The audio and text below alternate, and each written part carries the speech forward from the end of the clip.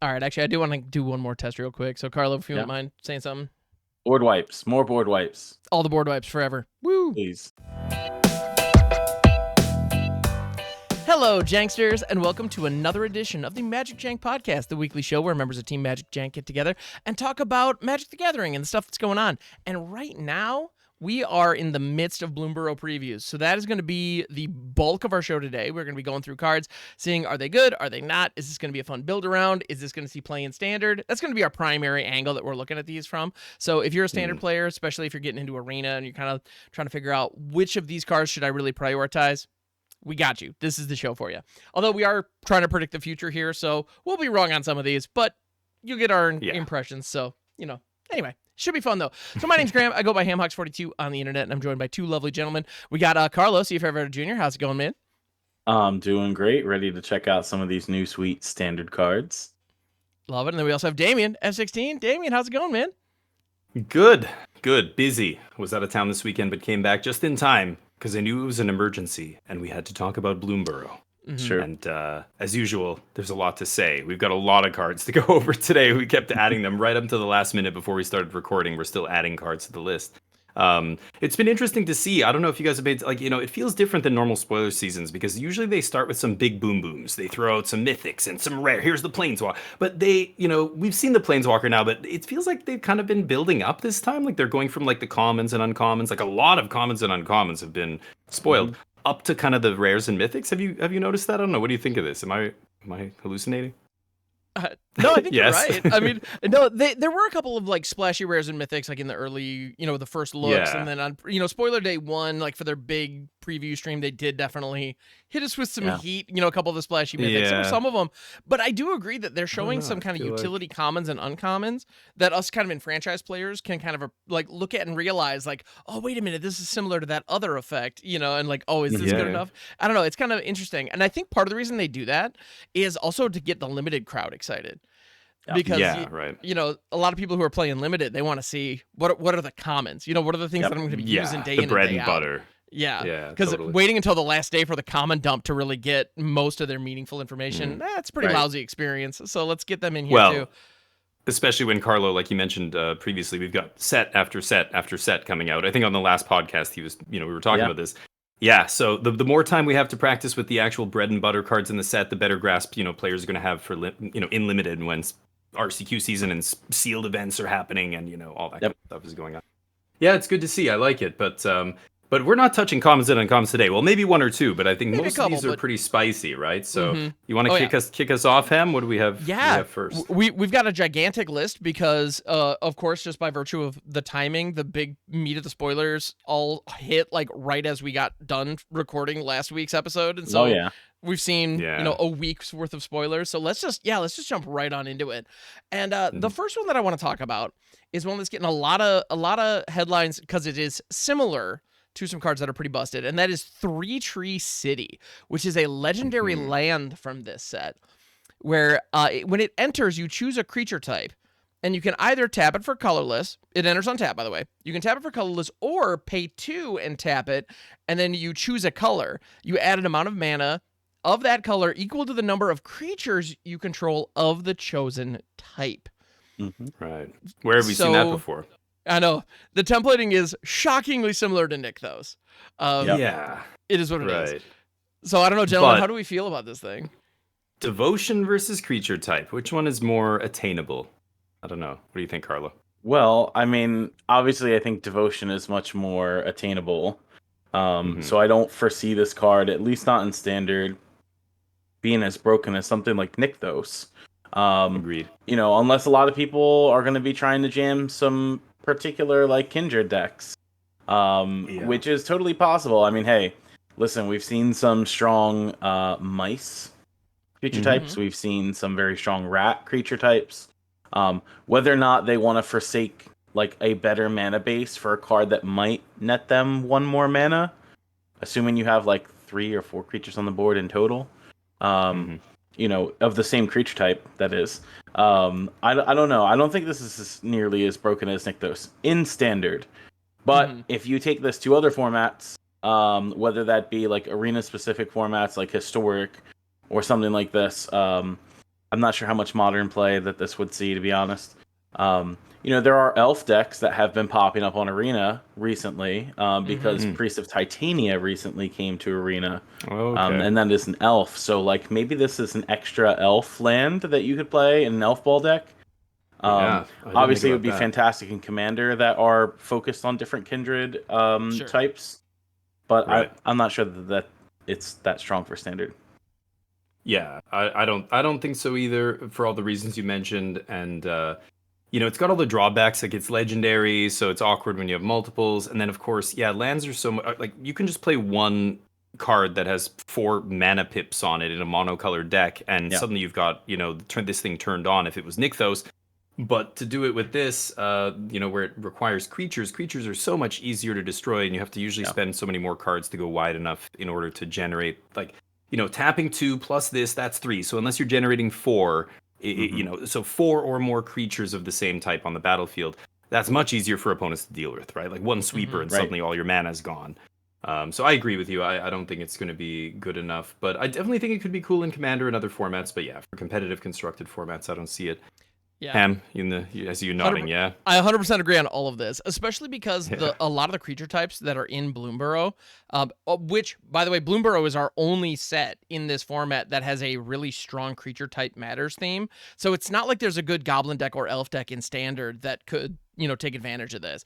And I don't think there's going to be. So, if this had come out when something like the Onslaught block where everything was creature type matters, like, totally different story. The context is huge. But yeah, no, I completely agree with everything you guys are saying. I do think some kind of go wide mouse deck or squirrel deck or rat deck, because we still have things like Lord Skitter as well, which I don't think this is going to be the last time I mention him today. That kind of effect is going to be good. I mean, we have Mondrak. Yeah, you could even have a Mondrak. Mondrak's been legal in Standard the whole time, since it's been printed. It's never seen any play, though. That's the thing. Like, the whole go wide via creature strategy. I don't think the kindred part matters. It doesn't matter what creature type you're going wide with. The problem is going wide is really hard, especially in Standard with all these sweepers. And even on the horizon, we know, Foundations is coming and bringing Day of Judgment with it. And it's like, oh. So I don't know. I mean, you got to have not only the creatures and the engine, but you also have to way to protect them, and that's a lot of hoops, right? So I think it's splashy, but I think we can. It sounds like we all are in agreement that it's not gonna happen. Gonna get there. Not gonna get there. Fun thought though, but Commander players, get after it, because it's a fun new toy. So next up, we actually have a whole series of cards that we want to touch on. And it actually leverages a brand new mechanic. So we're going to take a second to kind of really break down how that works. And that is the seasons. So there's one in each color, and all of them have this paw print mechanic on them, which I know a lot of people are comparing to energy, which on a surface level makes sense, but really when you get down to the nitty gritty, it's probably not the best comparison. So the way that they work is when the spell is resolving, you can select, when you cast a spell, you select multiple modes. And there are 3 different modes on them, and they all have this kind of point value associated with them, and the points are denoted by paws, little paw prints. And there's a 1 paw mode, a 2 paw mode, and a 3 paw mode. And you can select up to 5 paws worth of modes. And so if you want to get 5 instances of the 1 paw mode, you can. If you want to get the 3 paw mode once and then either the 2 paw mode once or 2 1 paw modes, you can do that too. So it's this it's a modal mechanic, but instead of just picking which modes, and you can pick one more than once, you can pick certain ones more than once and up to a certain number of times. So it's interesting. But notably, these paw prints are not a resource within the game. They're not like energy, where if you have any unspent, you just get to carry them over. You're not actually gaining these paw prints in any way. They're only relevant for this one spell, and then you're done. Can I ask, did they mention what they were called? Because they actually, like, on the card itself, it doesn't actually say what they're worth. And then I don't know if in the Oracle text or somewhere else, it just says choose up to 5. And then there's this paw print. During the reveal stream, did they ever actually say there's no name for this thing? Is there? I don't think so. I think everybody was calling them paw prints or paws. I think was what people were referring to them as. It is kind of awkward because you're right. And actually it's funny. What do you call them?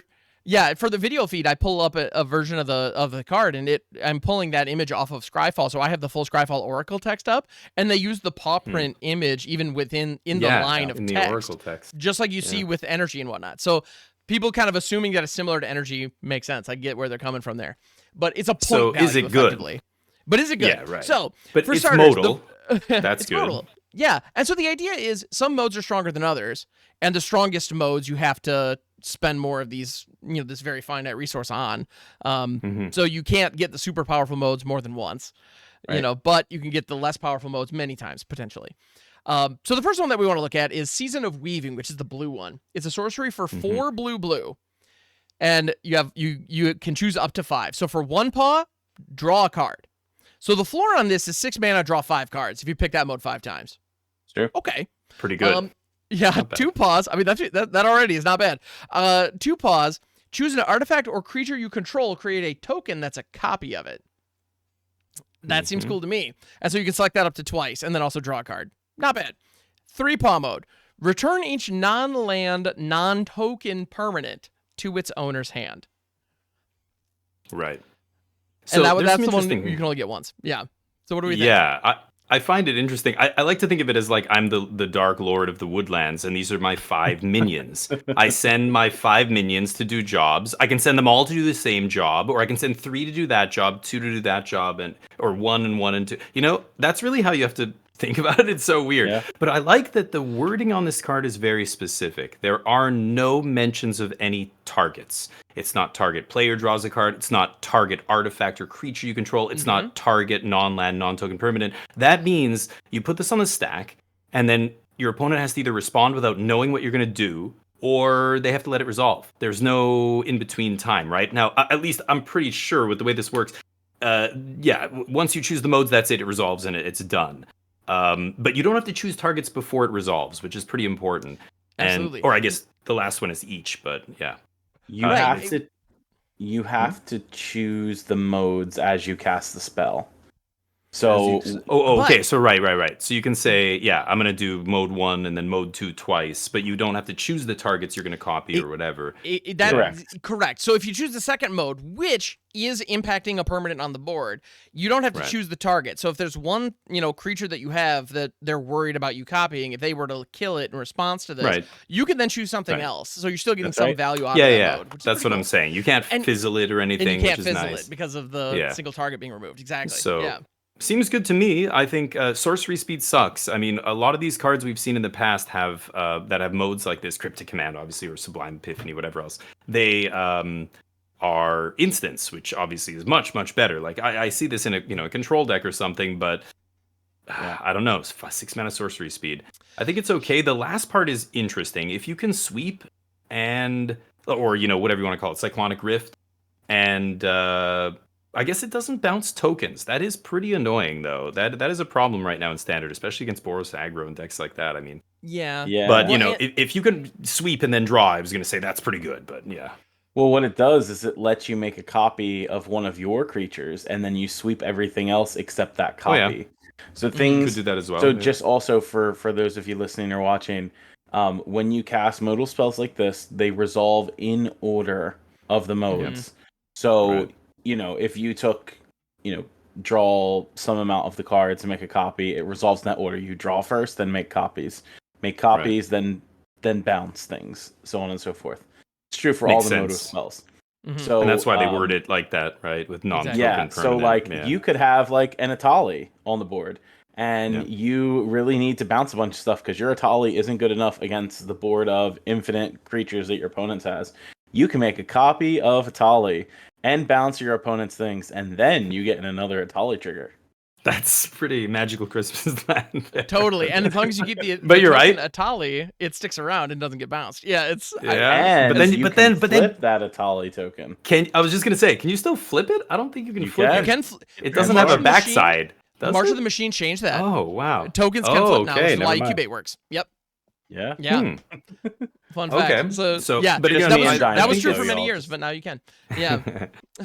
I think but still, what kind of shell wants this? What kind of deck is there? An existing deck now? Maybe it is powerful enough to maybe see play in a deck that we don't know about yet, like some kind of a slow control deck as a one of or a sideboard tech piece. Maybe is kind of where I'm seeing it, but I don't know. Yeah. Listen, y'all, I've been playing a Temur Doppelgang deck, and you will hear me reference this multiple times today.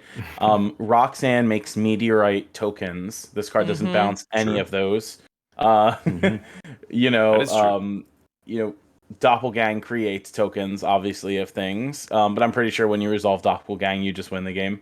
Yeah. Often. This is a nice, like, probably like 1 to 2 of, like, in that type of a deck. I think the sorcery speed makes this card fair. If it was an instant, it would be grossly unfair to play against. And with the amount of ramp that we will have in standard, this card is castable on turn 3 or 4.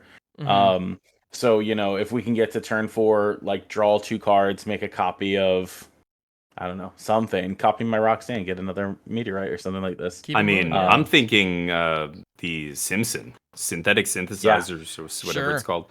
Holy crap! Like, copy that, and you have to bounce the original, I guess, but that's not the end of the world. You'll still get the copy. Then you can and remember, all the giant, the giant constructs are tokens too. None of them will leave. So yeah, it's kind of interesting. I think it's going to be good. I think that first paw print is the best. Like, that just automatically makes this card good. It just replaces itself, plus does 2 more things, or draws 2 and does sweeps or whatever it is. That automatically just makes it good. It's like a free, like, just replacing itself means the floor is so high, right? So, absolutely. Yeah, I think this is a good one. Yep. Absolutely. Well, and so Carlo mentioned Doppelgang, and I think that's very fitting. And I want to just make a quick note. This set has a ton of stuff in it, and we're going to talk about a few more cards later that do this too, that interact with tokens in different interesting ways, especially making copies of tokens and doing all kinds of weird stuff, specifically with tokens. Right now in Standard, we have cards like Doppelgang. Roxanne makes those meteorite tokens, which is great. The Volporn Tyrant's, like, Death Trigger puts a copy that is a token. Reenact the Crime, when you're targeting a permanent spell in your graveyard, it comes in as a token. Like, the amount of ways that you can generate tokens of permanents that were never intended to be tokens right now in Standard is massive, and they keep mana costs, and they maintain their mana costs and everything. So the opportunity for some really ridiculous shenanigans with these effects is absolutely here. So keep an eye out for that kind of stuff. I am ridiculous shenanigans. So many ridiculous shenanigans. I love it. All right, so let's keep. But there's a whole cycle of these. That's the thing. That was just one of them. That was one of them. Now, that's the most expensive one, right? That one's 6 mana, the blue one, but all the rest, I believe, are 5. Right? Am I wrong? Or no, the green one. The green one is also 6.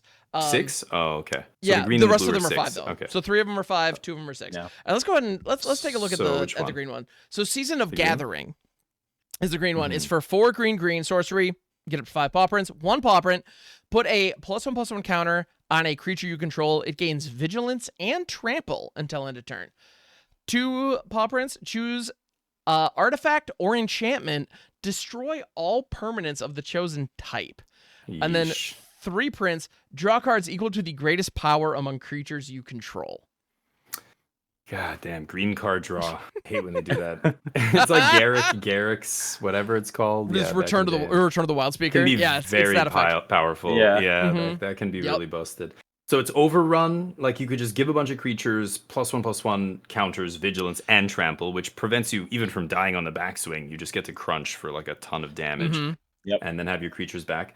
I hate that middle one. God, Tranquility or Shatterstorm effect. That is, if it was like target or 2 of them, but all the artifacts and enchantments. So that makes things like the Simpson decks and stuff much more precarious. Just the fact that this exists. Well, or those Selesnya enchantment decks that we've seen a lot of, which, to be fair, a lot of those pieces with Hallowed Hauntings and Jukai Naturalists are rotating out. So I don't expect to see an enchantment themed deck unless there's something else they can build around moving forward. But like the one that we know is definitely leaving. But even so, but decks that run a ton of enchantments. I mean, like, we still have Calyx and those kind of things. So who knows? Like, somebody out there might be trying it. This just says no, stop it. It's pretty brutal. Yeah. I don't know. Is it going to be good enough for Standard, though? Because right now, there is no real artifact deck. I mean, there's other stuff that blows up artifacts, like Brotherhood's End and everything else, but I don't know. I think if Simulacrum Synthesizer becomes a popular deck, this can be a good sideboard piece for, like, a green ramp deck to take advantage of, to punish them. I think if that one sequence lines up and that 2 paw print mode is valuable, I think this card will be good. If not, it's going to fade into obscurity, and we're just not going to play it. So... Yeah, sideboard maybe. I think this like fits pretty good into there had been some Selesnya +1/+1 counter decks out there taking advantage of like Kutsil Malamet's card and the Sovereign from Ixalan that's like 2 white and green, and it puts additional +1/+1 counters on your things when they are greater than base power toughness. You have cards like the Ozolith that put additional counters on. Botanical Brawler from March of the Machines that gets additional counters. I think this slots really well into that deck. That deck just needs to be able to make mana faster than what it does now. Because if you have to wait until turn 6 to cast this card, your board is probably getting wrathed by then to where this doesn't matter too much.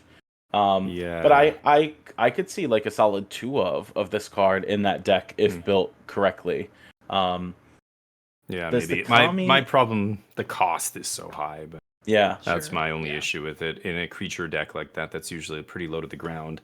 But which Kami? Which one are you going to mention? Is the Kami, the green Kami that's 2 and a green that taps for mana equal to its power? Was that in Kamigawa? It was probably not. That right? was March of the Machines. No, that came later. So that can help ramp you into this card because this puts additional +1/+1 counters on it. It's true. Kami Whispered Hopes. Yep. Yeah, Kami Whispered Hopes. Yeah, March. And that's not going anywhere. Yep. We saw the combo with this with like Fairy, right? It was like Fairy, Agatha's Soul Cauldron. Agatha's. Yeah, Agatha's is really busted, especially with the counters cards you were talking about before. Yeah, that whole deck. Yeah, but so maybe I mean, it could be. I just that cost is kind of rough. So like Carlos said, maybe if they can get up there in mana, then it is a good overrun. I could see that, and then of course it doubles as a good sideboard or hate card against certain archetypes and stuff. But it's so funny though because the one paw print mode is meant to be the like. It's clearly designed to be the you'll make sure to get something out of this mode. And in blue, it's draw a card. And in green, it's get a counter and some keywords. And it's like, pump a creature. Like, I like it. They're flavorful. Counter, then a completely different story. Then it's great. But it's trample talent to turn. So it's like, okay. Yeah. I don't know. But, and that third mode, I mean, could draw you 5 cards or something. That's just like the blue one in green. That's crazy. Yeah, and we've seen. I mean, I've seen Botanical Brawler get up to 8899 without really trying. Right. So the only problem with that, they tend to win the game before you would be casting a 6-drop anyway. If you're doing that, right. But, if you have a giant and the deck just in general takes a lot of setup, so you have to hope that your setup isn't randomly interacted with, which is a tall order. Which nowadays people interact with stuff. People touch your stuff. It is what it is. All right. Speaking of touching stuff. Let's go on to the Black Season. That was the worst segue I've ever done, by the way. Ayo. Season of Loss. Sorcery for 3 black. One paw. So for 1 paw, each player sacrifices a creature. That's the mode you can pick up to 5 times. So this can be a board wipe in many situations. Yeah. 2 paw prints. Draw a card for each creature you controlled that died this turn. And again, that resolves after the sack mode. And then 3, each opponent loses X life, where X is the number of creature cards in your graveyard. That's powerful, that last one. The middle one's a little too tough to do, right? The middle draw a card for each creature, that's the hoops. I mean, I don't know. I don't see that being the greatest, but I think you got to be doing last one and the first sack one deck for that. But yeah, right. Yeah. And that just doesn't exist. They banned Meat Hook Massacre as soon as they did that deck. Oni Cult Anvil for a little bit was doing a thing like that, but it just gets hosed by Brotherhood's End. And but that last mode, that's spicy. Do you guys think that's going to be part of a combo deck that just kills you out of nowhere? I tell you, it makes me think of the Souls of the Lost. It's another card that cares about the same stuff, right? Yeah, the card that cares about cards in the graveyard. The 2-drop from Eldraine that mills you 4 cards. Founding of the Third Path. Yeah, there's Otherworldly Gaze is leaving, I think. Yes. Otherworldly Gaze is done.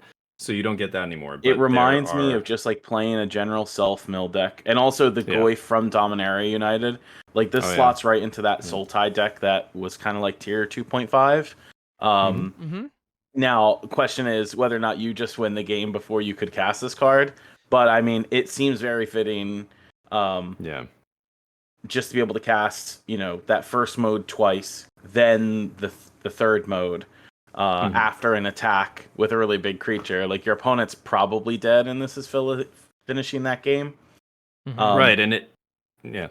I was going to say, I don't know how many other decks, though, that it fits into. It can just be a 5-mana board wipe. Each player sacks 5 creatures. I don't know that that's better than just casting Deadly Cover-Up and removing a threat from the deck for the rest of the game, though. Yeah, that's better. Deadly Cover-Up's better. It seems like a decent card. The modality is great. The modality is what makes it good, because you can even go like post sideboard, your opponent brings in a bunch of graveyard hate, but you don't care because your graveyard win con can still wrath them or still, draw you cards or whatever, and you just kill them via other means when they're going to bring in licensed hearse or whatever it is against you. I guess that's rotating too, but whatever the rest in peace, I guess, Yeah. So you just you still get to play your wrath. You don't have to side these out. You don't have to suddenly they're still good. So yeah, I like it. All these cards, the modality makes them interesting and at the same time very hard to place. Like how good is this? The floor is so high. I feel like any of them could be good enough, but it just depends what the deck is doing that is going to play a card like this, and how impactful is that going to be in that kind of a deck. Like that Lurgoyf deck, it's got a lot of moving pieces already. Can it afford to play just a 5-mana sorcery that, I think it can if it just wins the game, on the spot, and also doubles as a wrath, etc. I don't know. I could see it for sure. What if you're going wide with like a Golgari Squirrels deck, assuming that could exist in the future, or a Rats deck? What if you just pick mode 1 3 times and then mode 2? So each player sacrifices 3 things. I'm going to sacrifice 3 rat tokens I don't care about. Okay, great. Now I'm going to draw 3 cards from those rat tokens that just died, and you have to sacrifice 3 creatures, which is going to be more relevant than my 3 creatures I just lost. Like that's kind of an effect is I think can be. I mean, that's worth 5 mana. Kill 3 of your creatures, draw 3. Yeah, that's very powerful. So I feel like this is going to line up pretty nicely if you have the pieces. You're either filling your graveyard like crazy, or you're going wide so you can eat a couple of sacrifice, a couple of what is it, innocent blood effects, and be okay. I don't know. I feel like the power level is definitely here, and Black didn't need any more. Like, we're getting this right after Rush of Dread. Like, really, guys? Right. I mean, you could even see this alongside Deadly Cover-Up, where Deadly Cover-Up isn't so hot against a flipped invasion of Gobakan, or there's a new heroic downfall, or not heroic. What is it called? Heroic intervention in white. Suddenly your downfall or your Deadly Cover-Up not doing the trick. Sacrifice doesn't give a beep about any of that stuff. Just sack all your dudes. Indestructible, don't care. Hexproof, don't care. Thrun, take a hike. That kind of stuff is great. So I wish, I don't know. I hope this card's good, but I think it will be. I think it'll actually see play in standard. Yeah. But I think it's going to be for that third mode, where that third mode is good. Yeah. But, I can get behind that. Good stuff. What's next? All right. So next up, we have the red one. We have Season of the Bold. So this is 3 red. Mode 1, create a tapped treasure token. Mode 2, exile the top 2 cards of your library until the end of your next turn. You may play them. And then mode 3, until the end of your next turn, whenever you cast a spell, Season of the Bold deals 2 damage to up to 1 target creature. Till the end of your next turn. Interesting. But so if you storm off the following turn, you'd be able to remove their board, I guess. Like, if that last mode could go face, I would like this so much more than I do. Or if the treasure came in untapped or something, that would also be great. With the mana. If the treasure came in untapped, I think that would be the difference maker, because then all of a sudden in some kind of a storm deck, you could just it just counts as a cast of a spell because it just immediately pays for itself. Yeah, that would be fun. I think they said on the preview stream specifically when they were talking to the designers that they purposely made it so they didn't enter untapped, because they didn't want that to exist in formats other than standard, because they realized that could be abused. But does that make this not playable now? This seems like the least impact, or I don't know. I'm paying 5 mana for 5 tap treasures in a standard where we already have considerable ramp. Playing like Charming Scoundrel on turn 2 gets you a guaranteed mana source. You still have like Bramble Elemental, Lawnmower Loam Speaker. These cards that all tap for mana for, they're mana dork for 2. Arm Scrap Gorger if you want. playing this on turn 3 or 4 to generate you mana to cast your 7 or 8 drop on turn 4 or 5 seems worth it to me. Many people aren't playing like destroy all artifact cards. Granted, we have seen some so far. There are some that exist in standard. People just don't really play them.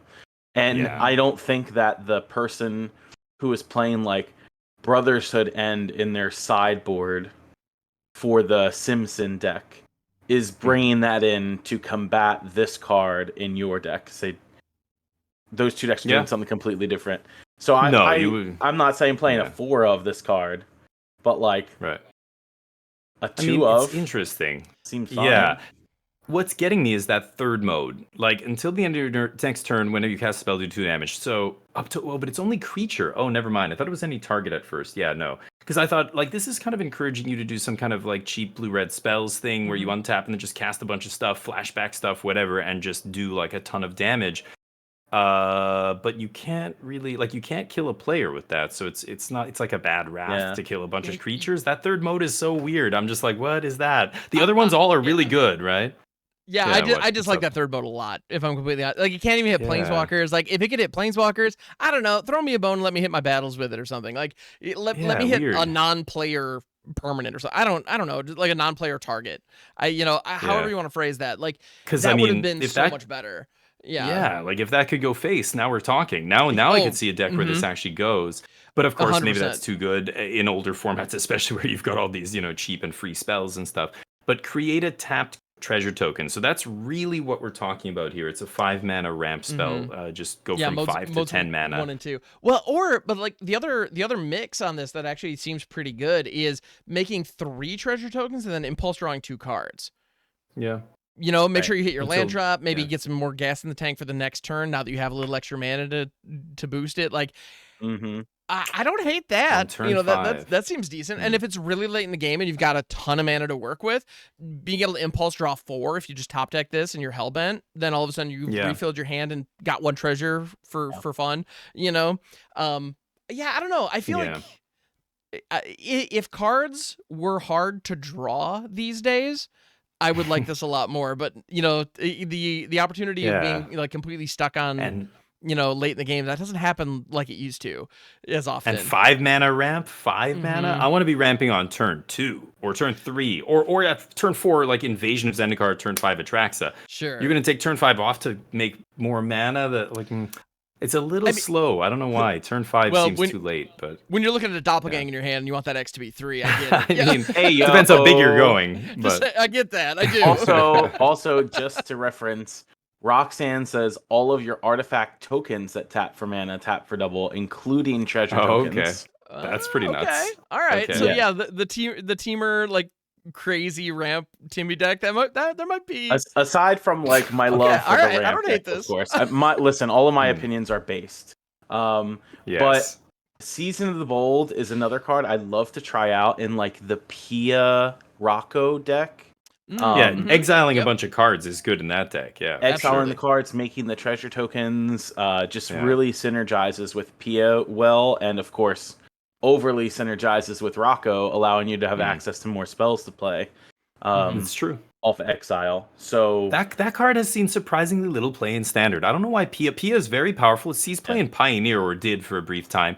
Now maybe not or whatever. But the point is, in Standard, the whole time it's been legal, I have not seen it do big things. So maybe once rotation happens, Pia comes back. But again, all the cards that make Pia so good are cheap.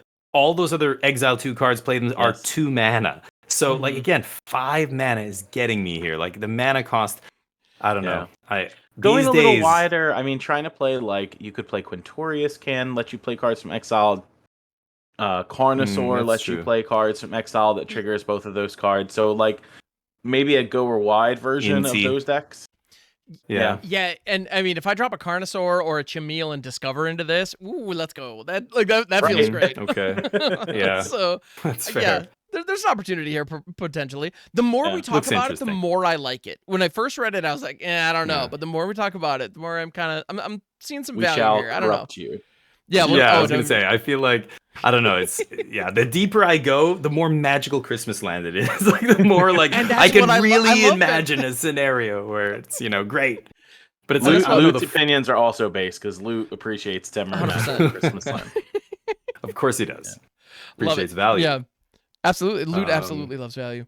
All right, speaking of value, that's a little bit of a better transition. All right, let's go ahead and talk about the white season of the Burrow. 3 white, you get 5 little paws worth. 1 paw, create a 1/1 white rabbit creature token.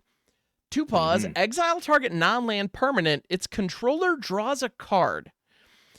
3 paws, return target permanent card with mana value 3 or less from your graveyard to the battlefield with an indestructible counter on it. No, I did not mispronounce finality. That did say indestructible, I promise. So... Target permanent, any permanent. But what do you think here? Here's your go wide. Here's your 5 minions. You could put them all on the battlefield instead of sending them off to do different errands. Well, and rabbits have a strong theme of go wide. Like Selesnya, Rabbit, go wide. We got Bunnycorn. There's another like Bunnycorn-like card in this set as well. Like rabbits want a lot of them on the field if you're gonna do it. What a strange card. What do you think? What do you guys think of this? This is such a weird card to me. Listen, I don't mind mode 2, which is exile target non-land permanent, because essentially this card says exile 2 permanents, make a token, opponent draws 2 cards, or whatever, controller draws 2 cards. Right. I don't dislike the fact that like on this card and a lot of the cards, and y'all will see this in a bit, the cards that have gift on them that involve letting opponents draw a card to get a better effect. I don't think that's unreasonable.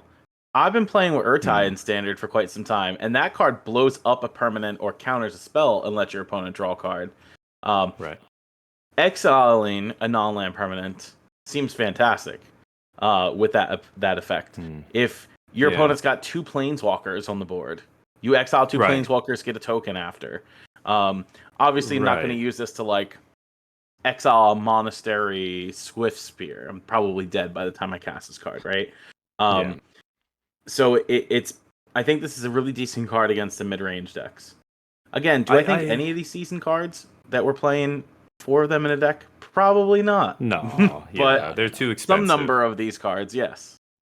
Yeah, I agree. I think it's so weird that like mode 1 makes a bunch of creatures, and then mode 2 is removal. So I guess like the non-land permanent thing is so weird. What you're saying is true. If the non-land permanent you're exiling is very impactful, like if I'm killing a Urabrask's Forge or a Simpson or something that's just gonna win the game, a Planeswalker, then it feels good. But there's so many decks where that's just not enough. Like, they have a bunch of 2-drops, Boros, mono red, like the cards we were talking about before. Or even just like, I don't know, Glissas and Preacher of the Schisms and these kind of things, these good value 3 mana creatures. I feel like once things are on the battlefield these days, everything enters the battlefield and gets you value. So killing it after the fact, like Urtai is great because he stops it on the stack. I'm fine with giving somebody a card back when I counter their Atraxa trigger or I counter their like huge massive bomb. But when they've already got the permanent in play, it's already done something. It's then they get a card back. Like I feel like that's still just like But you're right. I do like that it has this like it's a big red button. It's like oh shit or poop. Here's the panic button. Bang! I've got to kill that Simpson. I've got to kill that Forge because it's gonna kill me. That like that pressure valve where you just get to do that is sweet, but that's like the last resort for me. Like where is what am I actually doing with this card? Because that's not it. If I want to kill stuff, there's better ways to kill stuff, right? I don't want to give my opponent cards and stuff. Yeah, and for 5 mana. Yeah. What I want to do with this is take like the Bunnycorn that my opponent just finally got rid of, and I want to bring it back to the board with an indestructible counter on it and get 2 rabbits as well, or make something a couple like dorks. That's what I'm feeling with this. I feel like if you can set that up and get value there, then okay. Yeah. If the 5 rabbits are good, or if the third mode is good, then the second mode becomes like just a nice icing on the cake kind of thing. Yeah. Right? But it's that release valve, that emergency. Permanent has me interested there. It's not creature. It's any permanent. So land, you can bring back a Simpson. You could bring back a Forge. You can bring back a War Leader's Call. You can bring back like there's a lot of powerful that decks like this will want. I mean, War Leader's Call to me is the big payoff in Standard right now for doing this thing. And the same with the green card as well this season. We want, I don't know if like Naya or whatever, but any go wide deck I think has to be built around War Leader's Call. Just give you that reach so that you can still top deck this and go 5 damage to you, like just out of nowhere. That's what I'm talking about. Like if making 5/1/1 rabbits is good because they all enter as 2/2s and ping your opponent or whatever, then maybe. But again, it's 5 mana. Like look at Boros. At the top of their curve is War Leader's Call. They don't even want to, because I mean Knight Errant never costs more than 1 or 2. Oh yeah. So like, are you going to play a 5-drop in this kind of low, go to the go wide aggro deck? I don't know. Maybe. I think you can. I think if it's nice, and if any other type of token deck ends up rising, like Virtue of Loyalty is just very good on 2 and on 5. You hit the nail on the head with War Leader's Call. Like I 100% want to be playing this with that, but I don't know at the expense of playing a worse than Knight Errant of Eos card. Right. Remember, they said that they were considering banning that card in Standard in the last ban announcement, so they know how strong that it's going to be in this next Standard. I'm just curious, maybe if it fits in some type of a token strategy. This one and the red one, I'm not sold on, but the green and blue I think could be good, and the black. Yeah. But I'm not sure. I'm completely in agreement with everything we're saying here. I think the power level here is great, but just the practicality of being in a go wide deck and having a 5-drop in the deck at all is is really a liability, and it's really just the that mana. Simple. Yeah, cards are so potent at lower mana now. Everything's like some of the best cards we'll get to. We'll keep going here, but some of the ones I'm actually really excited about are like 1 and 2 mana. So these 5 mana ones are cool. I think it's a cool cycle. I think it's a cool mechanic. Do you guys know, are there any other cards that use this paw print mechanic? I don't think so, right? I haven't seen any yet, but I don't. We haven't seen seasons? any, and we haven't seen any at this point. And I would be surprised if there are any in the main set.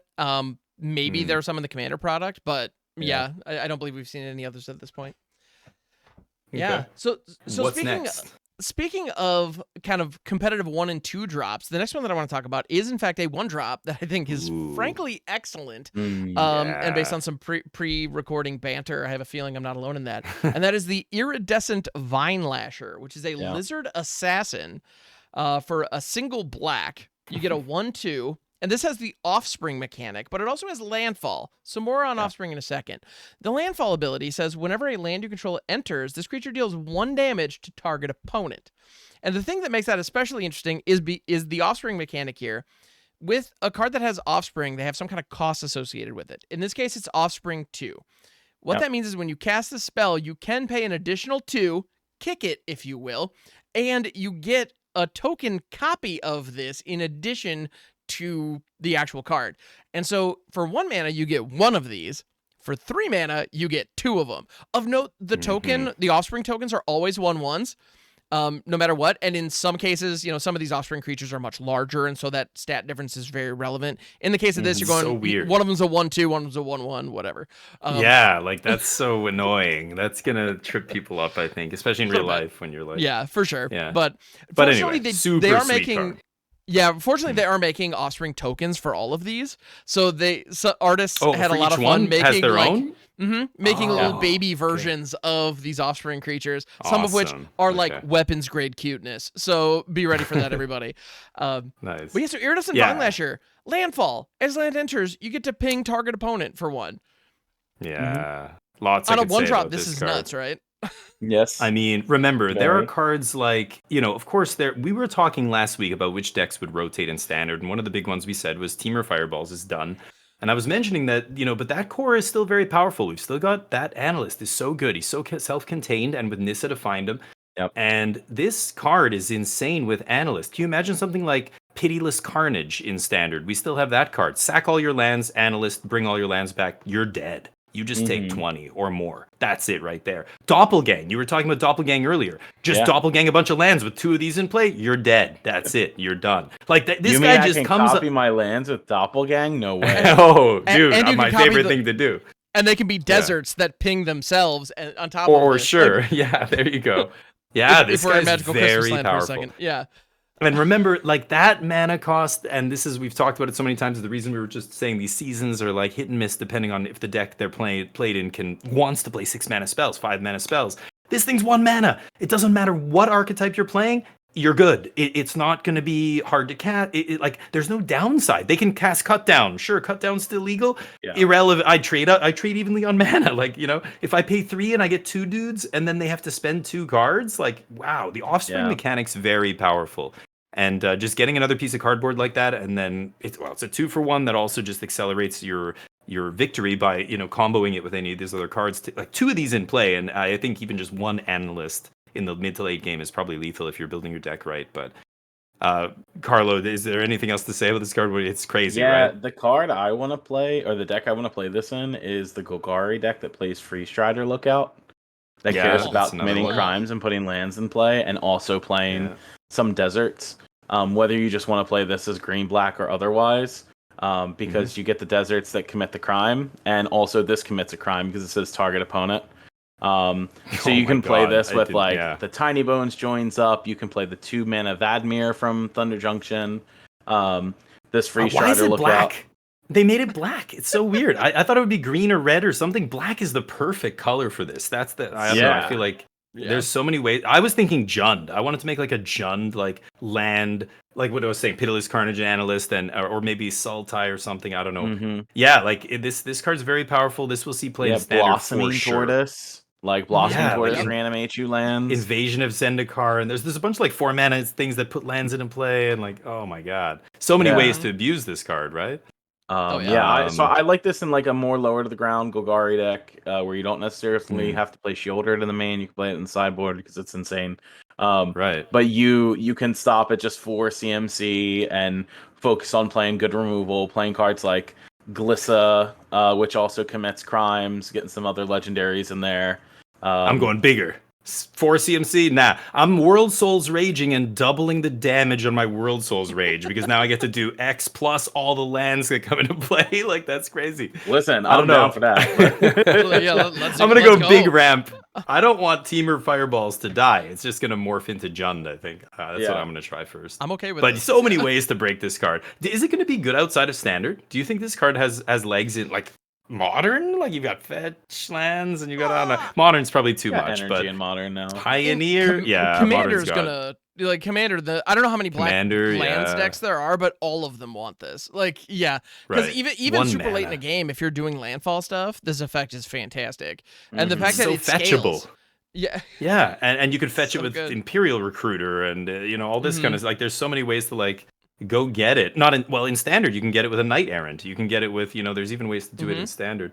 But really, really good card. By far one of the best cards I've seen in the set, and it's good. I think we're gonna see a lot of this guy. Yeah, bottom line. Well, and even like we're talking about Magical Christmas Land, or not even Magical Christmas Land. They're just talking about building around it. Even in just a black-based aggro deck, adding 1 damage for each of your land drops and just having a body online that the opponent needs to remove. And if it's on the curve at 1 and 3, I mean, I don't know. I think there's a lot to like about this. So yeah. Anyway, it's efficient. The price is right. All right. So next up, we have another one that I'm actually unreasonably excited for. The more I think about it, the more I like it. And this is actually an uncommon. So this is one of the lower rarity ones that we've seen so far. And it is Parting Gust. This is an instant for white. And you can gift a tapped fish. May I offer you a fish in these trying times? That is something that you get to do, which is another variant of kicker that they're doing in this set. When you're gifting with one of these effects, Carlos Redo's got the meme. If you would like one. Ready with the fish takers. I love it. So you can gift a tapped bacala to your opponent. And so, I love it. Anyway, so when you give a gift, the way that it works is when you cast the spell, you can promise the gift to someone, is what you have to do. And this, unlike every promise you've ever made in Commander, you don't have the option to break this one. And so if you promise somebody a fish, when the spell resolves, they get the fish. And then it affects the other effects in some way. So in the case of Parting Gust, exile target non-token creature. If the gift was not promised, return that creature to the battlefield under its owner's control with a +1/+1 counter on it at the beginning of the next end step. So if you don't give your opponent a fish, you can use it to protect your stuff by blinking them out and bringing them back in. Plenty of decks love that effect. Ephemerate style shenanigans. Good stuff. And it's delayed. So you can like save something from a board wipe with this too, which is cool. Or Yep. you can target your opponent's things, gift them a fish, and that creature's just gone. It never comes back. So very good. Yeah. I like the targeting the opponent's thing. I mean, yeah, the blinking thing is good, but 2 mana is, I think, too much for that. I don't know. Sure. I think it has to be 1, but just exile any non-token creature and then give them a fish. Like, who cares if they get a 1/1 fish? I'm trading. Yeah, I'll trade your. I'm going to turn your Atraxa or your Sheoldred into a fish. Let's go. I'm doing that all day. That's pretty good. Instant speed. That's what I want. The mana cost is a little awkward. It's a little double white. I don't know, but. Other than that, I mean, even blue-white control, like I'm thinking in blue-white control, like does it want a card like this instead of, or alongside, your Get Lost, your, March is leaving. This is another way to exile stuff. Exiles and creature lands, which is a big problem now that March is gone. I think it's good. I think it's actually probably going to see play. Maybe in the sideboard, maybe in the main deck as part of the removal suite, but I could see it. But do you guys think a Blink deck's going to want this? I don't think we have anything like that in Standard right now, but... Yeah, I just don't think it exists. You have what? The Garroper Angel that costs 3 mana. It's like a 3/3 and blinks something out to end step. You have Fortune from Outlaws of Thunder Junction that blinks things. There isn't really that good of a blink deck out. I know we've been playing we still have the Golden Argosy, you guys. Yeah, the Argosy. I can't even. I don't know what it does. I'm sorry. Don't worry about it. Golden Argosy. What if Yorion was a boat? And it sucked. That's what, anyway. Anyway, sorry. I think I know which one you're talking Carlo, about. Continue. Yeah. 5 mana. So, like, you could try to play like a blink deck. I don't know how strong that type of a deck would be. I know we were fiddling around over on my channel for a little bit with some Boros blink deck that also got to play like Carnosaur and Atali, but hey, yo, that's me. But we were playing Nahiri's Resolve from Aftermath and stuff like this. I think this card is perfect for that deck because there is no downside to it. You're either blinking out your own thing, getting a beneficial effect, or exiling something beneficial of your opponents. Yeah. That being said, Blue-White will probably play a couple of these. I don't know. Two mana exile.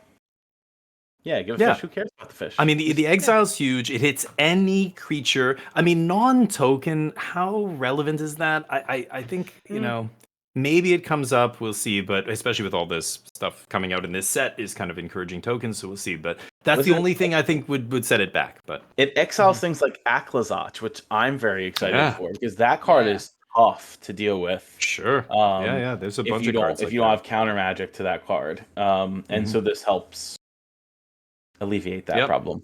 Yeah, absolutely. I do love this kind of in those decks that are using the top end that have like the crazy blink, compatible top end, using this as the early removal because then if you do find it late, you get extra bonus there. Yeah, I just really like this card. I think there's something here. It reminds me of what was that O-ring we had? It was like a 3 mana, Oblivion Ring, but also 2 mana would channel to blink from. It's still in Touch of the Spirit Realm, right? Touch it is rotating out.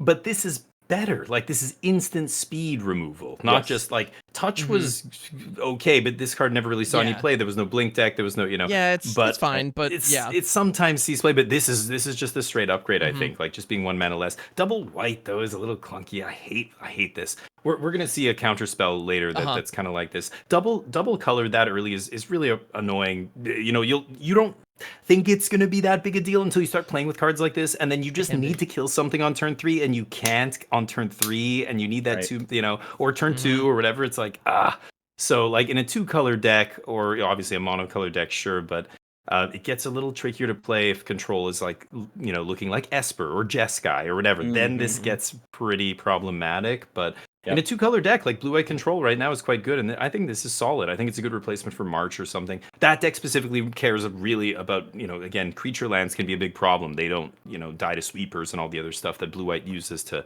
manage the board. So, March was such a good just answer against green-black Golgari midrange. Like, they rely on that Restless Cottage is so good. And like you said, Aklazach is another one. Like, there's 1 or 2 other threats in Standard that are, you just kind of have to exile. Right. So we'll see. I think it's going to be good. Yeah, I like it. Yeah. Very good. I think we're all okay with that. With cards like that, where I'm really, really high on them, every now and then I'm worried, like, are the guys going to give me a hard time about this one? And like, no, okay, we're on the same page. Good deal. Like, am I missing something? Because that's often the case. But yeah, dude, everybody misses stuff all the time. Like we were talking about this before we started. Magic players, I think a lot of players think that content creators and like Magic pros and Hall of Fame pros should know which cards are going to be good. Like they trust, like, let's listen to what LSV says or whoever. It's like those people get it wrong all the time. They willingly admit when they're like, yeah, we usually get a lot of stuff wrong. Like it's just the nature of the game. It's so hard to predict what's actually going to be good. That's why it's more like saying, like, is this card powerful enough to potentially have a home at some point? We're not saying it's going to immediately see play when the set releases.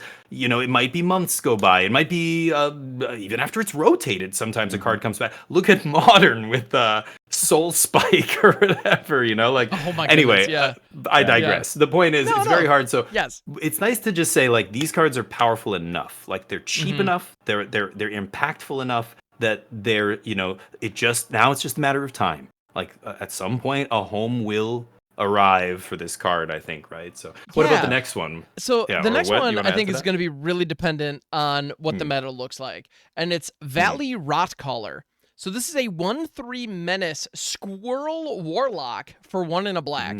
Whenever it attacks, each opponent loses X life and you gain X life, where X is the number of other squirrels, bats, lizards, and rats you control. So they're batching creature types meaningfully, and you'll notice all the creature types in Bloomburrow cover 2 colors. And so in this case, these are all of the ones that have black in their kind of color identity. So all the Ravnica guilds effectively are aligned with certain creature types.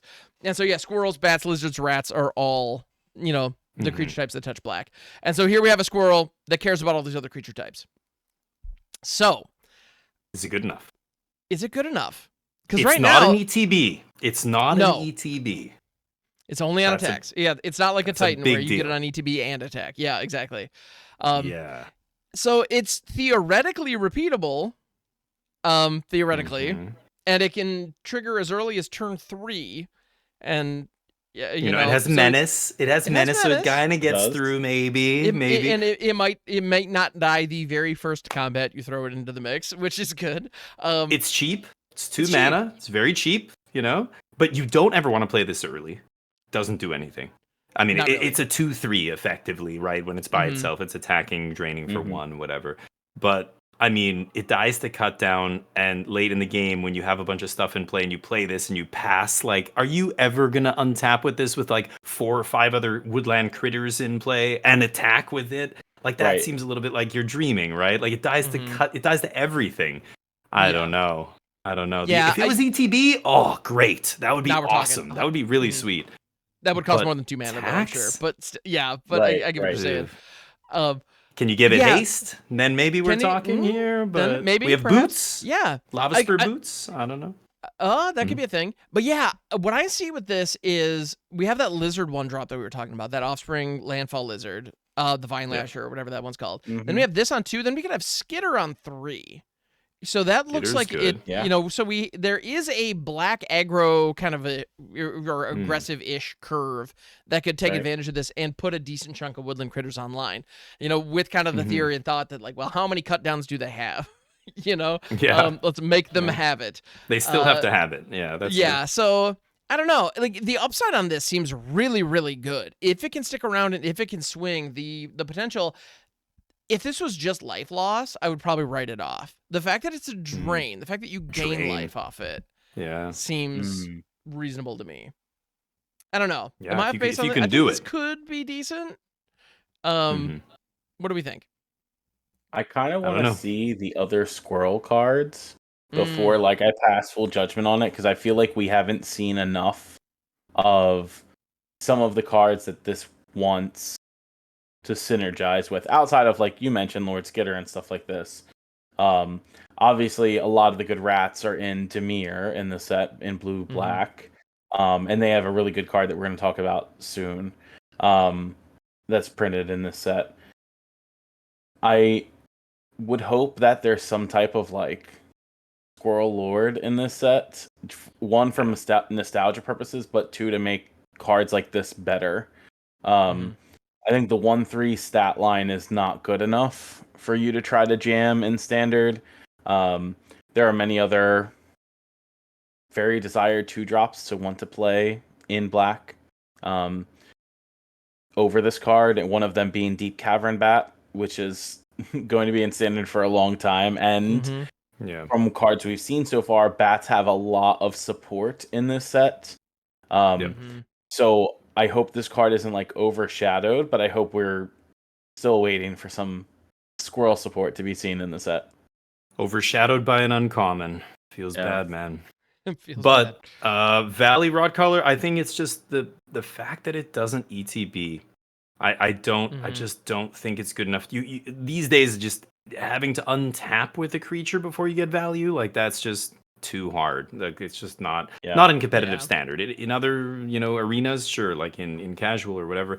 But I don't see it either. And dying to cut down's not going anywhere. So it's sure, they're going to be EDH rat decks that are going to be very happy to have the one honorary rat with this card. I'm sure they're going to love it. But that's cool.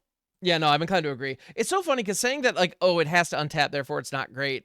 It almost feels like that old argument dies to removal, which it kind of is, but it's true. It's a good argument.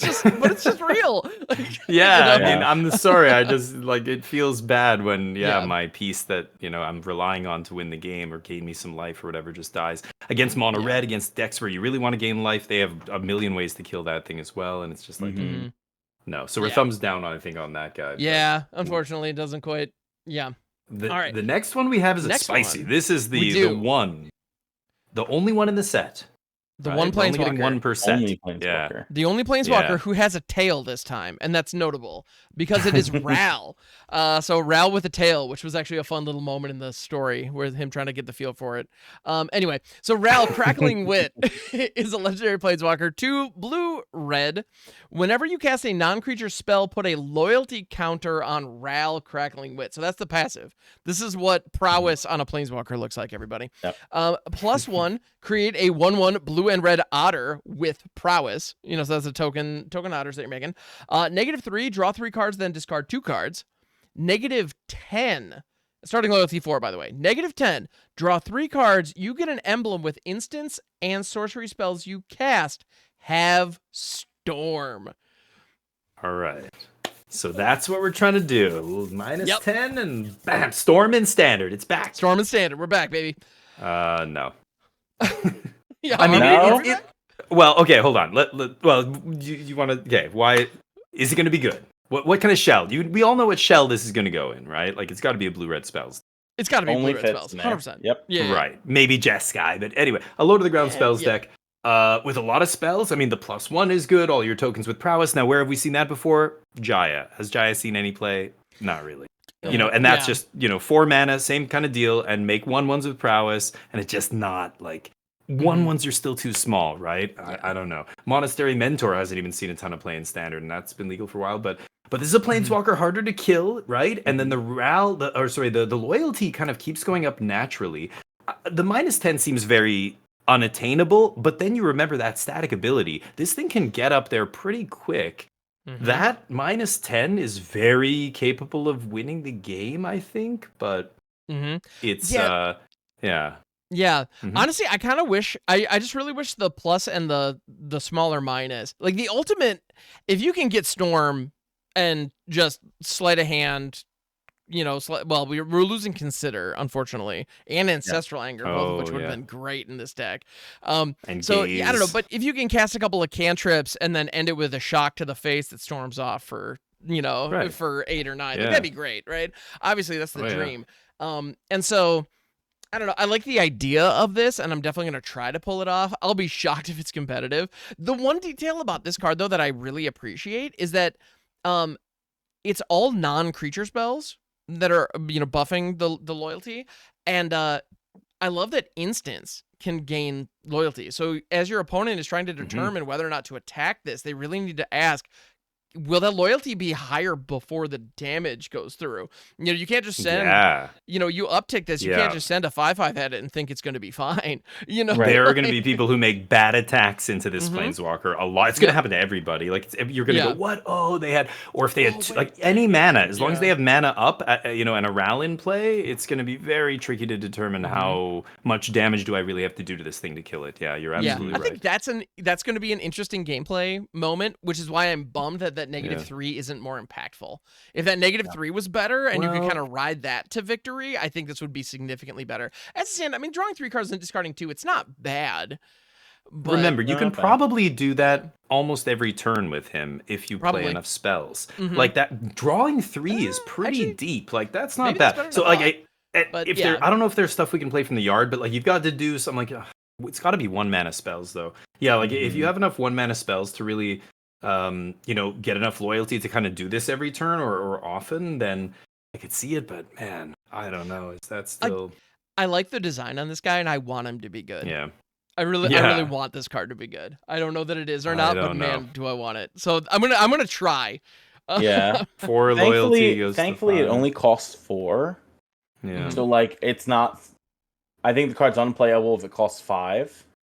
Yeah. 100%, yeah. Because but even 2 colors is it's tricky. It protects itself, at least from a creature attack without trample, I suppose.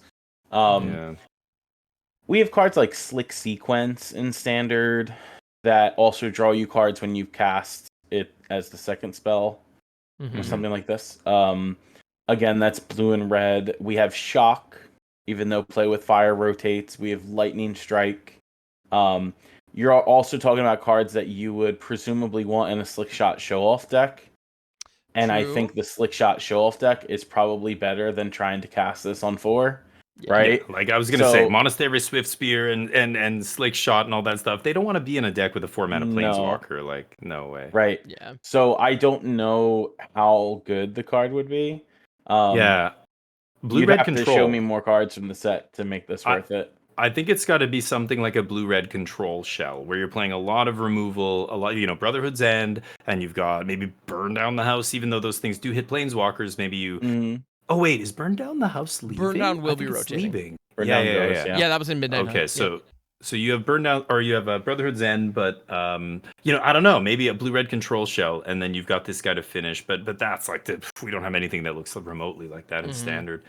So who knows? But I don't know. Yeah, I think this is more of a the best place I think for this is I just want to throw this out there. In Brawl, you can have Planeswalkers as your commander.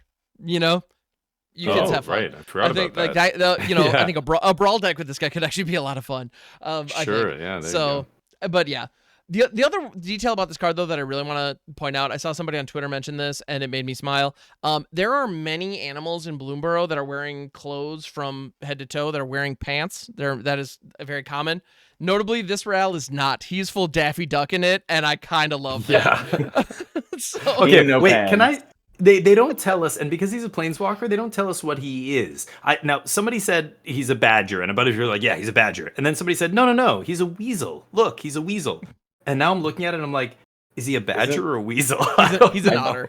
I think it's an otter. He's an otter. Oh, he's an otter. 100% an otter. The otters in Bloomburrow are blue-red. Okay, I had no idea. Yep. Yeah. The otters are the blue-red spellslingers, and in the story, they call out they call out that he's an otter folk, and because he has no idea how otters work in the world. It's a whole thing. But no, he's an otter. Okay, yep. I thought he was a weasel or something. I'm like, he looks like this the black stripes. I'm like, but that's not what a badger looks like. It's got the white stripes. Right. Yeah. And then people are like, no, because he's a weasel. I'm like, a weasel? We have weasels now? Like there weasels? I haven't heard of a weasel creature. Are there weasels? There are weasels. Okay, so it is one of the creature types. Yeah. Okay. Yeah. But he's an otter. He's an otter, yes. Okay. Yes. Okay. Which is funny that the otters can. And I don't believe he's the only otter that deals with lightning either.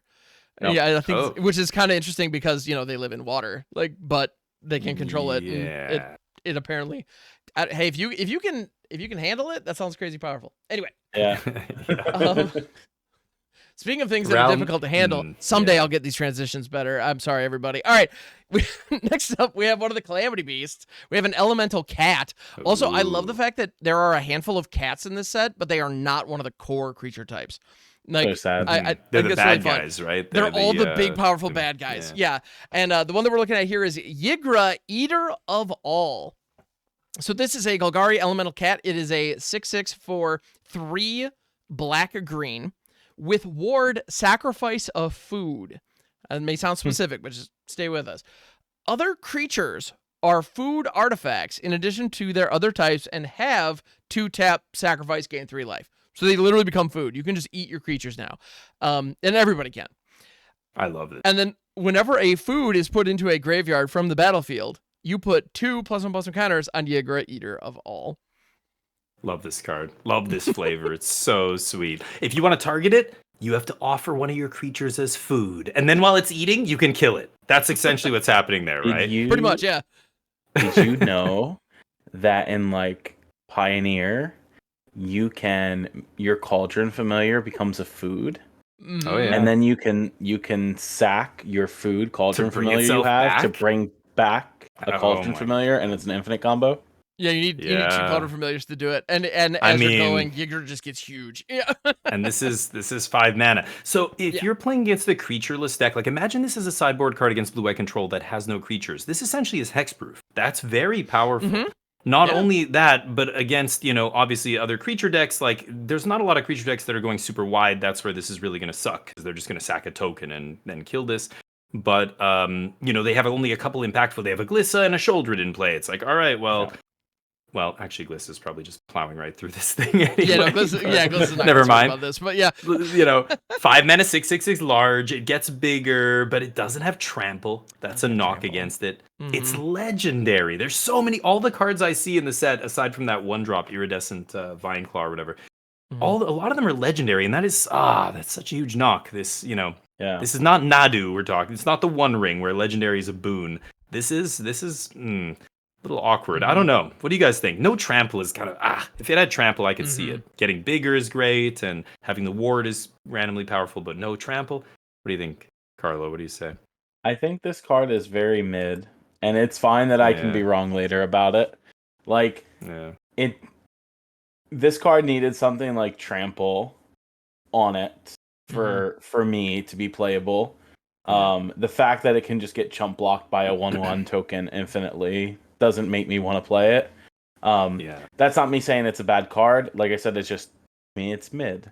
They can chump and then sack their token and gain life. It's even worse. They don't even have to just jump. There are better 5-drops. Outlaws of Thunder Junction gave us Gitrog on 5 mana, and that card has trample and haste and draws you cards and put lands into play.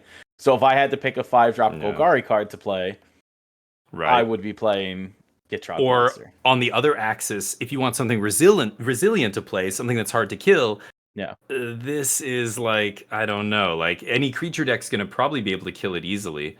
I think against control, I could see it as a weird sideboard card, but like if you're already playing green, why not Thrun? Isn't Thrun kind of the same thing, but better? Probably like harder to kill. More or less, I don't know. Can't be it's smaller. It's smaller, I guess. This might kill them quicker. But this is one of those cards where I'm in a place of extremes on it. I love the design. It makes me very happy that this exists, and I think a lot of Commander players are going to enjoy it. I think in Standard, it's just like stone unplayable. And I'm really glad that you brought up Gitrog, because that was the first thing I thought of too. It's like the Golgari deck isn't really running Gitrog right now, and that is so much better in Standard than this thing is. And there's other resilient creatures that are better, or that don't even see play, like not Nullhide Ferox. There's some other Ferox, right? The 4 mana, like hexproof with haste and everything, and when it was spoiled, people were like, "Whoa, was it Axebane? The Axebane Ferox that has Ferox. The word collect evidence." Yeah, and it's smaller than this, granted, but like again, for resiliency purposes, there's other cards that are as resilient as this, perhaps, or maybe less, maybe more. I don't know, that aren't seeing play. So so I don't think either one of those things is. Yeah, it's a great design. I'll probably build some kind of like mid-power commander deck with this and have a fun time with it. But in Standard, it's just not. Yeah. Nice. Yeah. But it's a really fun design. I love that it exists. Like it sees all other creatures as food. That's kind of great. Yeah, that's hilarious. I do love the design. I like that you're willing to build a commander deck around cards that you still know are like I'm gonna still build a mid-tier commander deck. Just give it some love. Let's just let's create some goofy board states with my buddies and let's see what happens. That's what commander's for, right? Yeah. Nice. All right. Yeah. So speaking of other cards that this is another Calamity Beast, which is another one of the big powerful creatures. So is it going to be better or worse? Let's take a look. Maha, Its Feathers Knight. And for the video feed, I grabbed the showcase version because I think it looks pretty. All right, so this one is a legendary elemental bird for 3 black. It is a 6/5 with flying and trample. The bird gets trample, not the big cat. Whatever, it's fine. This one has ward, discard a card, which we've seen. That's a good line of text.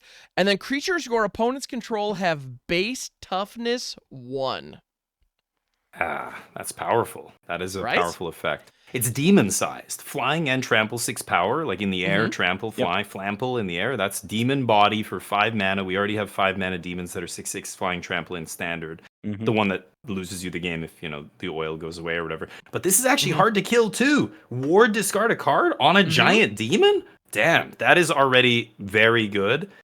And then the creatures your opponents control have base toughness 1 can be very powerful against specific decks. I mean, especially depending on what you're playing in a more controlling deck that's playing Brotherhood's End or God, I know people always mention End the Festivities. Everybody goes right to the minimum. Sure. You could just do 1 damage to all their... Nobody's playing End the Festivities in the main deck just to make this good. And it's rotating. I wouldn't. And it's rotating. There you go. I didn't even know that. But, any kind of pyroclasm effect, like, obviously is pretty gross, like a one-sided wrath. This, if you have any other creatures, none of them die, like, that is very powerful. It is. Yeah. But what do you think? Is this going to see play, and what kind of a deck? Yeah. The other synergy that's hilarious with this is cards like Karavak the Spiteful that gives all other creatures -1/-1. It's like that as a static ability, all of your opponent's things just die. And unless they have counters or an Anthem online. That's kind of fun. Yeah, so, that's awesome. Yeah. Anyway, I think it's very good. I think this card's solid. I just don't know exactly the deck that wants it. You've got Aklazotz at 5 is also very good. This doesn't get you immediate value, but it's so hard to kill. Like, they have to discard a card to kill it. It's almost the same thing as making them discard a card with Aklazotz, right? So Aklazotz comes back. I mean, it's tough. We're spoiled for riches right now in Standard. We've got lots of options at like this mana, for 5 mana in double black in a heavy black deck like this. You've got the demon on 4, the 6/6 if you just really want to kill him quick. 5 mana. Again, I feel like it's going to excel versus demon and these other cards and Aklazotz against the deck that's playing a bunch of problematic creatures, and you can just go sweep all your creatures, Plague Wind, and then that's insane. That's better than an Aklazotz. So I guess it depends what else you're playing with this. If you can do some sweeping and do or like you said, Karavak seems awesome. I didn't even think about that. That's very powerful. Maybe it's good enough. Yeah. Yeah. And your Master Girl, Master Worm setup. I don't know, Carlo. How do you feel about this thing? I think it's fine. Of course, the card I want to compare it to that has the same mana cost that exists in Standard right now as Aklazotz, right? It's the same 5 mana, 4/4. Lifelink, resilient to remove most removal, can draw you cards, does make your opponent discard cards. I don't know how important it is to make your opponent's creatures base toughness 1 in Standard currently, given there's no really good synergy with that, except throwing off creatures that already have big butts. Black already has infinite removal. I don't really think it cares about that. It seems like a fine card if you want to try to play one of it in your Rakdos or Golgari mid-range deck. I think it's overshadowed by Aklazotz. Aklazotz is just very powerful. I don't know that the flying trample part entirely matters. Yeah, the one thing about the trample is it makes all the blockers only have 1 toughness, so like trampling, it makes it easier to trample over the blockers, which is neat, I guess. But I'm inclined to agree. I think just card for card, Aclazotz is just stronger because it's like guaranteed it's harder card to advantage. race. You can gain The your card- life. It does, yeah. The card is probably unbeatable in sealed or draft. That's for sure. Oh yeah, limited. Yeah, limited's a different story. Yeah, if this is in your sealed pool, figure it out. Get it in there. Right. 100%. Yeah, I think it's cool. I kind of like this. I don't know. I want to try and do some. I want to sweep the opponent's board and stuff. I think that'll be fun. But you're right. Like Black already has all this removal and as a Massacre Worm enthusiast in older formats, I'll definitely try to find some way to abuse this. But that's definitely Jank Brew territory. But we like Jank Brews around here at the MagicJank podcast. We do, yeah. So yeah, Thanks. Let's go. All right. Actually, I do also find it funny of all the content that I make out there. This is like the one where we do the most deep dive competitive content, and I love that it's on the MagicJank podcast. I know. Listeners, I know. I see it. It's great. Yeah.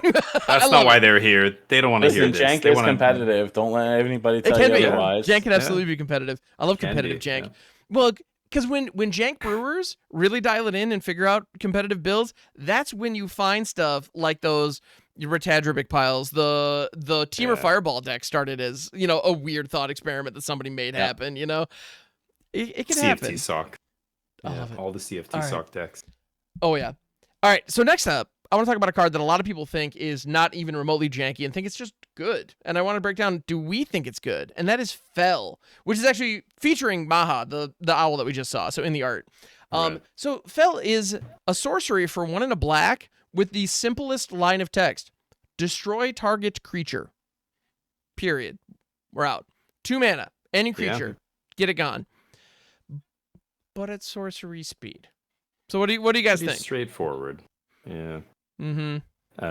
Anybody want to go first? I'm not in love with this card, but I don't know. I like my removal at instant speed. I think that's the deal breaker for me, but yeah. Doesn't hit creature lands, doesn't hit a lot of stuff, like this kind of stuff makes it. I get that it's better against artifacts, go for the throat, doesn't hit, and etc. But yeah, sorcery speed just not my jam. What do you say, Carlo? What do you think?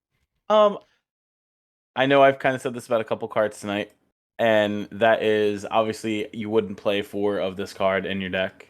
I wouldn't be surprised to this be a part of the removal suite somehow. And the reason I say that is because, like, with the resurgence of artifact creature types that we see in Standard, Go for the Throat is probably the best removal spell, but the worst against those types of decks. And as much as my opinion is based for Shoot the Sheriff, it's not good enough. And Fell does serve the non-conditional removal type outside of it not being an instant. So, like, if I had to do a removal breakdown of any Black X deck, I'm probably playing at least 2 of these in the deck, even though it's at sorcery speed. The reason it being is because it kills any creature on 2. We're going to move into a slower Standard format, in my opinion, where we're going to be playing the Surveil lands and the tap creature lands. So, like, playing this on your opponent's Glissa or 3-drop on my turn 3, plus playing a creature land or Surveil land seems fine. That doesn't care if my removal is instant speed or not. That's fair. Playing this alongside of cards like Mosswood Dread Knight and Golgari seems great on turn 4. Draw a card, kill a creature, even though it's at sorcery speed. Or play it as a 3/2 plus kill a creature. So it fills that play 2 spells on turn 4 type of thing, which mid-range decks kind of want to do. It is sort of a issue that it is, I guess, sorcery speed, but never before have we had 2 mana destroy any creature on 2. Well, what if I asked you to rank some removal spells in the black removal suite that cost exactly 2? We've got Go for the Throat, Infernal Grasp, which is going to be in Foundations, Long Goodbye, Sholdred's Edict, Shoot the Sheriff, this. Am I missing any? I don't know. I think that's it. Those 6.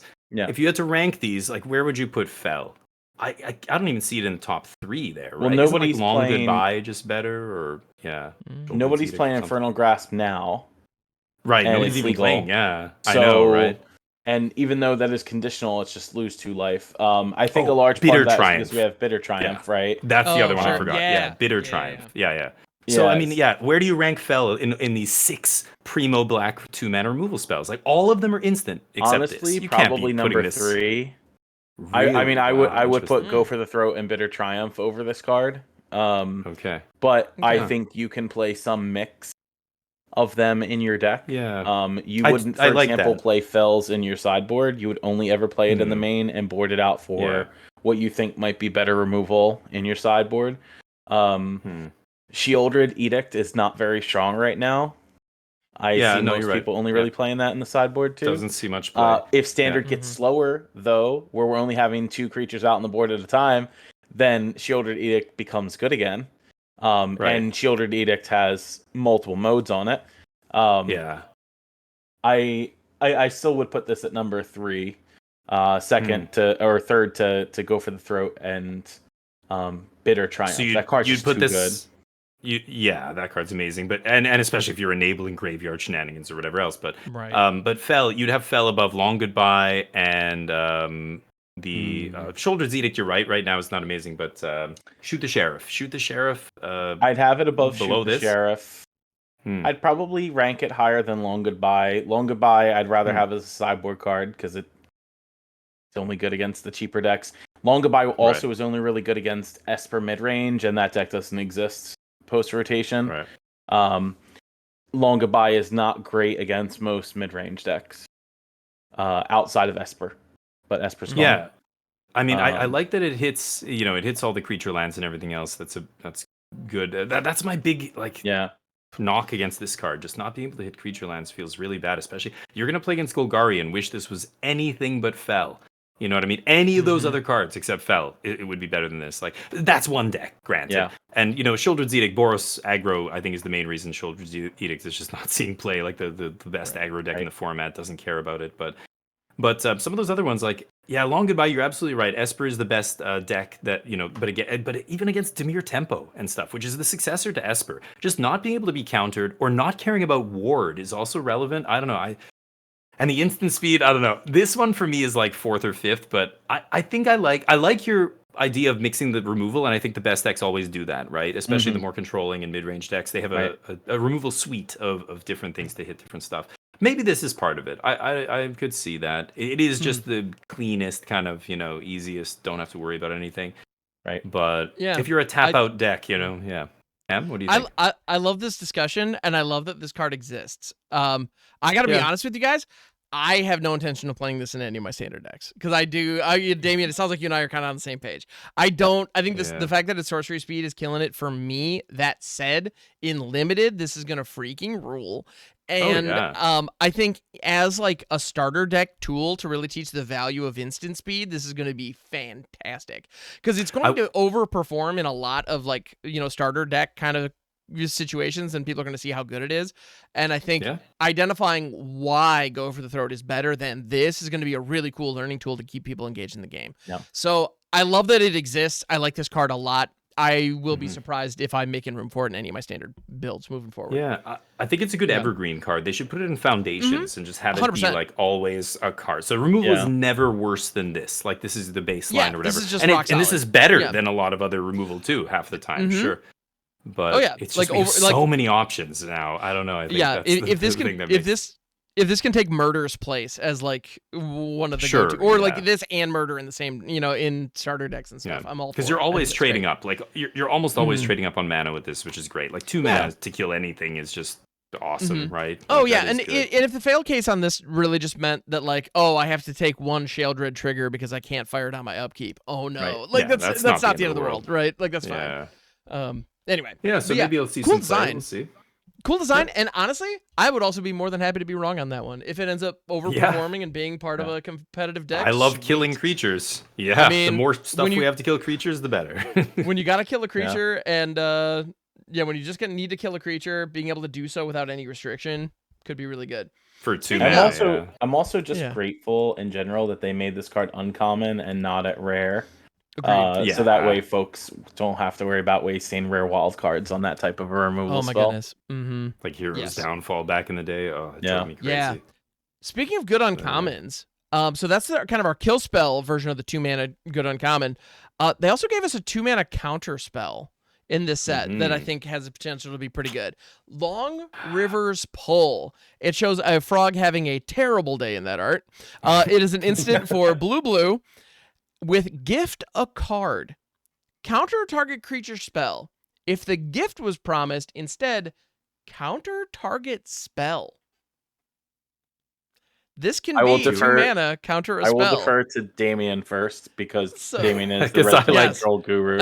I like saying no to people a lot. Ask my wife. But no, no. She's usually telling me no all the time. It's the other way around. But Long River's Pull. So a couple things going on with this card. Obviously, people look at it and say, okay, counter target creature spell. Baseline, Essence Scatter.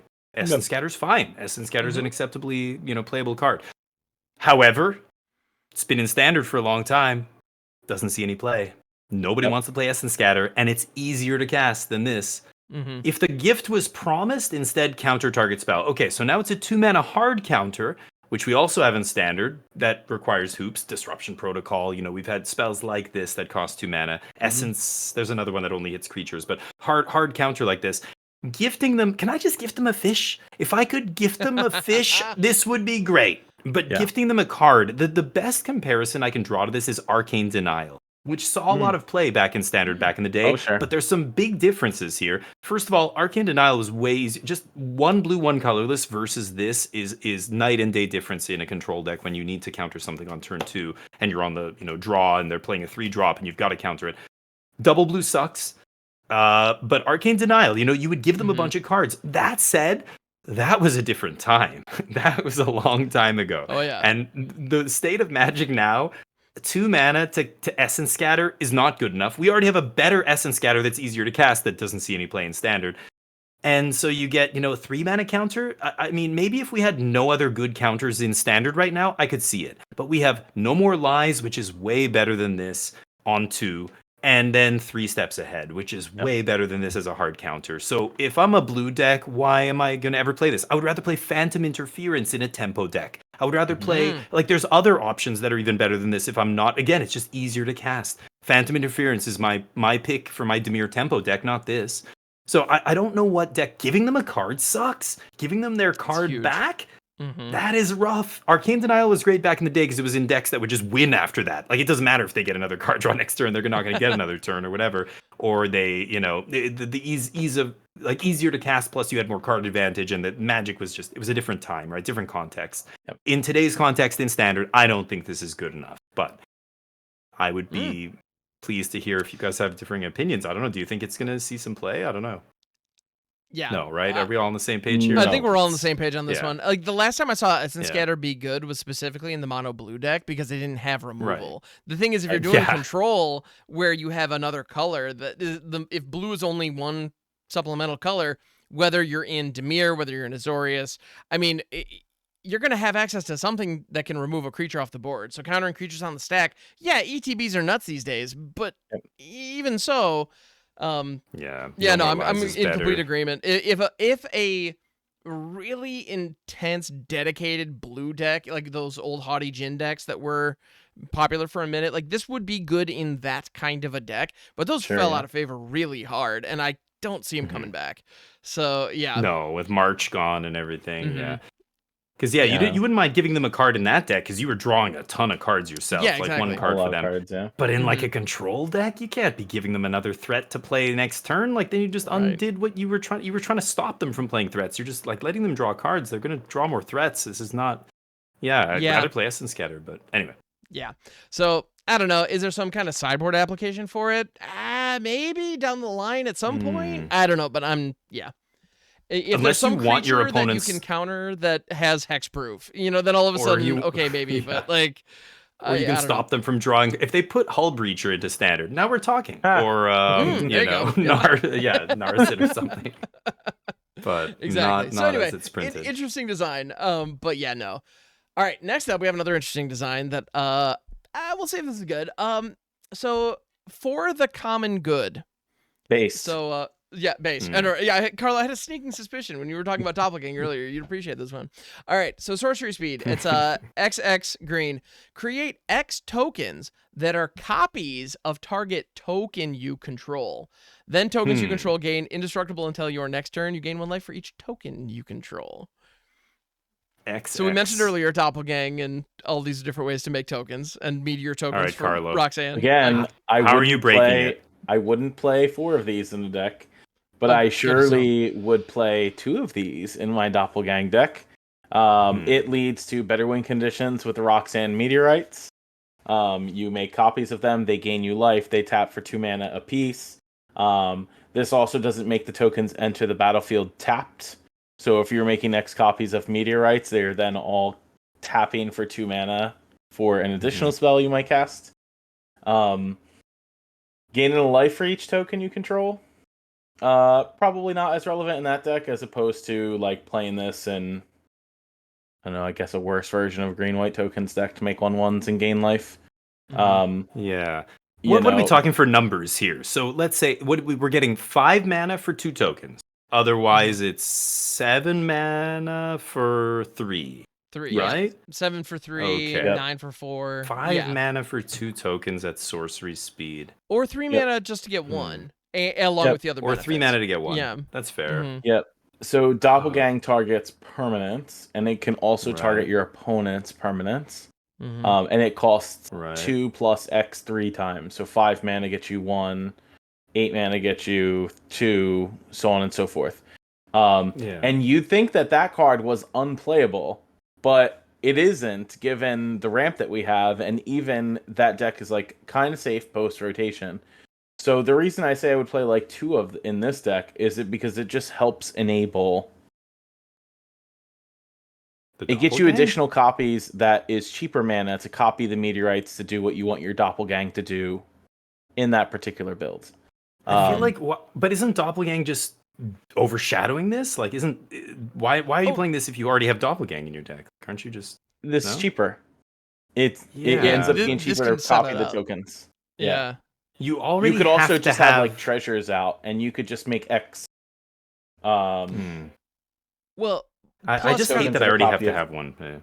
That's fair. Yeah. The other joke with this, or the other element, is that the offspring tokens are all viable targets with this, and there is an offspring mana dork at 2 mana. So so that kind of a thing. Yeah. So casting this on 3 or 5 to we have 3 mana ramp really disgusting top deck. You could play Topiary Stomper, or like, I don't know. There's a bunch of 2 and 3 mana ramp. There is a new 3 mana ramp card. That replaces Topiary Stomper in that build. Oh, that's rotating. Yeah, right. Yeah, Topiary rotates out. I think it's like a 1/2 uncommon. But it's 3 mana. It's 2 and a green. So I mean, if you're caring about it for the ramp purpose, that card is still fine. I mean, the hoop of having to have a token already in play is a little bit annoying. Like, this is a dead card a lot of times. You have to first do something else, then you have a target for this. The other issue, again, and this is why we were talking about those seasons, and I was mentioning the blue one not targeting. You can't fizzle the blue season, but this can be fizzled just by killing that token or bouncing that token or whatever. It's like, oof, you're going to spend a bunch of mana. So you have to find the right spot. Like, you can get blown out easily with this. You also have to kind of jump through a hoop to make it work. I don't know. And then, of course, if you do it for big mana, it can be very good, but like, you already have doppelgang for that. So you're right. Like, if this was really good at 3, then I could see it. Maybe it will be, and I just don't see it yet. But I'm not excited about this. But you guys are? You think this is going to be, What's the optimal token to hit with this? I think is the question. Like, what is a token that we can hit on 3? Because you have the like Novice Inspector, you could hit a clue. Like, that's not worth spending a card on generally. But I feel like the offspring creatures already made a copy of themselves. Do you want another? Do you want a third copy? Like, what? Aren't you already like getting? Maybe. the 1 mana black drop, 1 drop is awesome. I would love more of those. But he's already got offspring, right? Yeah. No, if you can make what were you gonna say? I was just saying, if I could make multiple copies of that and then also token lands somehow, like, then things would get weird. I don't know. I like the potential. The top end potential on this card is definitely there.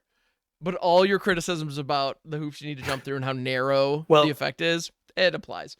So hold up. Let's say you go for the copy my whatever token, and then they bounce or kill your token.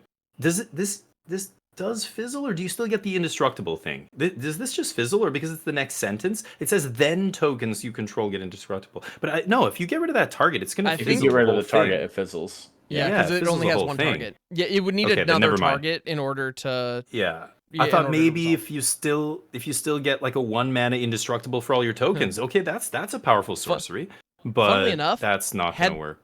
I wish that this had been templated instead of you gain 1 life for each token you control. I wish it said target player gains 1 life for each token you control, because then you could target yourself, and then if the token gets blown up, you lose that effect because it's off the field. But the spell itself does not fizzle because it still has a valid target. Has another target. That's a very like that would have been but that would have been it would have been weird like looking at it. It's like, why does it say target the player? But like it would make a big difference gameplay wise. For all tokens target player controls become indestructible. Because then at least like if it was a way to protect your guys, that's pretty cool in a tokens go wide deck for just 1 mana or just X is 0.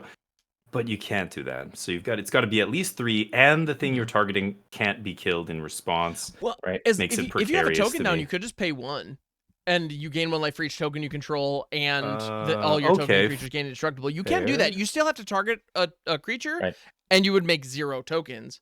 So there's fizzle potential there, but you could pay 1 for it. Yeah, you're right. You just wouldn't get any copies. And so it's funny because I in which case it being sorcery speed kind of bites, but prior to an attack, using it as kind of an indomitable formation or whatever to give your team like indestructible before you swing, that might be relevant. And the amount of life you gain, like this could be a difference maker in some kind of back and forth aggro race in a token strategy. Yeah, there might be something there. See that actually. Yeah, like I just wanted to because as long as you name 0 and then it doesn't. But you still have to target, like you said. You're still targeting. Yeah. Yeah, I could see it though. 1 mana for indestructible to the team is powerful. Sorcery. But you gotta have a lot of tokens. You gotta have a lot of tokens for that life gain to be worth it. Yeah. I'm not crazy about it, but you guys show me the way. If you I know Carlos I will recant. Gonna get ridiculous with this. I've completely for sure. Really? For sure. You already know that. Oh yeah. Nice. I've never watched someone more consistently play like what appear to be unplayable 7-drop green spells and pull them off and beat me to a pulp with them. It's great. I got, it's one of those. So many times I'm like, nobody would play this, but like Carlos gonna play this. Carlos gonna beat me with this. Like, all right, yeah. And it's great. Nice. I love watching it. Keep it coming. Okay. Yeah. All right, so I'm noticing that we are running long. There are still a ton of cards that we can talk about. But I want to be conscious of your guys' time. I have a couple that I definitely want to touch on. There's one last week. We were we were observing, let's say. We were being very level in our response about it. We were discussing kind of the challenges of playing go-wide decks and talking about how we didn't have a good heroic intervention. Yeah. And then like 2 days later, we got Dawn's Truce previewed. So here we are. So Dawn's Truce, for 1 and a white, instant, gift a card. You and permanents you control gain hexproof until end of turn. If the gift was promised, permanents you control also gain indestructible until end of turn. There we go. Heroic intervention in white. We got it. That's it. Yeah, that's powerful. Giving them a card is bad, but not when you win the game. Like this card, a lot of times will be the last spell you play, and you will win the game when they go to sweep, and then you do this, and they scoop, or when, But there is Sunfall. There is temporary lockdown. There are ways to still, ways that don't care about this, right? So, like sweepers that exist in standard that don't care about the indestructible. I still think it's going to be very good. I think this card's going to be very scary. I think it's a sideboard card. I think it's going to come in against decks, black decks and red decks and decks that have a bunch of damage-based removal or whatever, or destroy effects. Deadly cover-up or whatever. Even we just saw that the season making you sack all your dudes. This. Yeah. Does it say target player though? I think it says target player. So if you get hexproof, actually it does blank that. Season of Loss? No, Season of Loss is each player sacrifice. Each player. Oh wow, so they get around it. Okay, so then they can still get you. But this is still so powerful. The gift on this card doesn't matter. This is one of the few ones that giving your opponent a card doesn't matter. So that is good. How good is this going to be? Do you guys think this is main deckable in a go wide deck, or I don't know, a green white tokens or a +1 counters deck, or with some kind of mid range creature based deck? I don't know. I mean, I agree with you. I think it's primarily a sideboard card that you're bringing in against anything you think you're going to be facing mass removal. Obviously, Sunfall gets around this, but there is a white wrath spell that they did preview in the set that is a destroy. So this is like kind of relevant against the board wipe that they've shown already in the set. I think being able to give your creatures hexproof for 2 without gifting them something is very relevant. Against your black base decks that have a lot of spot removal. To the extent where you'd probably want this in more than just the go wide decks. It's just a powerful effect on 2. You mean like deck that plays big powerful threat wants to protect it? Play this to could see it. Yeah, it also protects. Notably, I know we had the domain discussion before, but it also protects against like leyline binding. Any of those types of cards. I mean, it also blanks duress and any like hostile negotiator, and he targets, I believe, invasion of Gobakon. Anointed peacekeeper. Oh god, that card's not rotating, is it? Yeah, no, is it Streets of New Capenna? No, okay, I can't remember what set that's from. I think it's a good. Yep. Is it Dominaria? Okay, I think it's a good sideboard card, but it's so narrow. It's going to be amazing against some decks, and then it's going to be like nothing against it's going to be so it's so weird. Like Heroic Intervention used to be, where it's just like forever the $10 card that you like have to have because it's going to be played in all the commander decks that play white. That's what I was going to say. In Commander, it's good. Yeah, sure. And you might have to have it for the occasional standard or Pioneer deck that it pops up in. So just be ready to accept your forever $10 rare until it finds itself reprinted down the line. You're happy to open one in a pack. There's your pack, a couple packs worth of value back or whatever. But I think the gifting is such a Commander mechanic. It is very much a Commander mechanic. Like it feels like the gift a card anyway, because again, you can choose a different opponent. You can get political with it. You can, in a one-on-one game, the card is worth much more than in a multiplayer game. So it does feel better there for sure. But even in standard, I think this will see play in sideboard. Yeah, it's solid. Well, and it's funny. There's so many mechanics out there that just play fundamentally different in 60 card construction versus Commander. Like it almost feels like Extort. Yeah. Like in 1v1 Extort is fine. Gaining, draining for 1 if you weren't going to use the mana for anything else is okay. But in Commander, you gain 3 off that, and you're blasting 3 opponents. So much better. Yep. Similar vibe. Don't truce. Happy to see it. So, are there any others that you guys definitely want to touch on before we wrap today? I want to make sure that we get to the ones that you're most excited for. Carlo, do you have any? There's only one more I really want to touch on, and that's one that you have on our list already. That's the infamous Cruel Claw. Cruel Claw, yes. Oh yeah, because people have been joking around me. that this is Voxy's. I put that on there because this one is a weasel. All right. It's a weasel. Yes. Okay. So and it's also an outlaw. It is an outlaw. It is a weasel mercenary. Yeah. We have a 3/3 for 1 black red with menace. Whenever the infamous Cruel Claw deals combat damage to a player, exile cards from the top of your library until you exile a non-land card. You may cast that card by discarding a card rather than paying its mana cost. Carlo, how are we breaking it? We like free spells, right? Don't we? Don't we like pretty much free spells in all the formats? I like big, expensive spells for free, like Breach the Multiverse. Welcome back, Breach the Multiverse, which we haven't seen in a hot minute, because that fits right into this deck. As long as you make sure that your deck can just hard cast the Breach the Multiverse. But in the event that we get a turn 4 Breach the Multiverse off of the infamous Cruel Claw, it sounds good to me. I like how it's really resilient to that you can attack through a lot of things. Given it menace is huge on this card. It is an outlaw, so it triggers things like Vile Smasher. And it also is a legendary creature, so it triggers things like Tiny Bones Joins Up, and helps to commit crimes. That's fair. Yeah, so it is. I think given cards that already exist in Standard, it's a nice addition to those. You can also play this in a Jasper Flint deck because it is an outlaw also, so you can cast your opponent's cards and your cards off the top of the decks, which is pretty nice. I love, use all your mana to cast your opponent's cards, and then discard the cards that you have that you clearly didn't need to free cast whatever you spin into. That seems good. Yeah. So I would definitely want to be slamming some Breaches and some Metalis and some Trumpeting Carnosaurs in my deck with this. It probably already has some of the best removal you can play because it's a black X deck. Right. Yeah, so I'm waiting for this card. I think you're right. And normally when I first saw this card, I went, ugh, you gotta do damage. Like, it doesn't ETB and do that would be way too busted, of course. But doing damage is tricky. Like, but then again, okay, it doesn't die to cut down. What other 3-drops are we playing in black?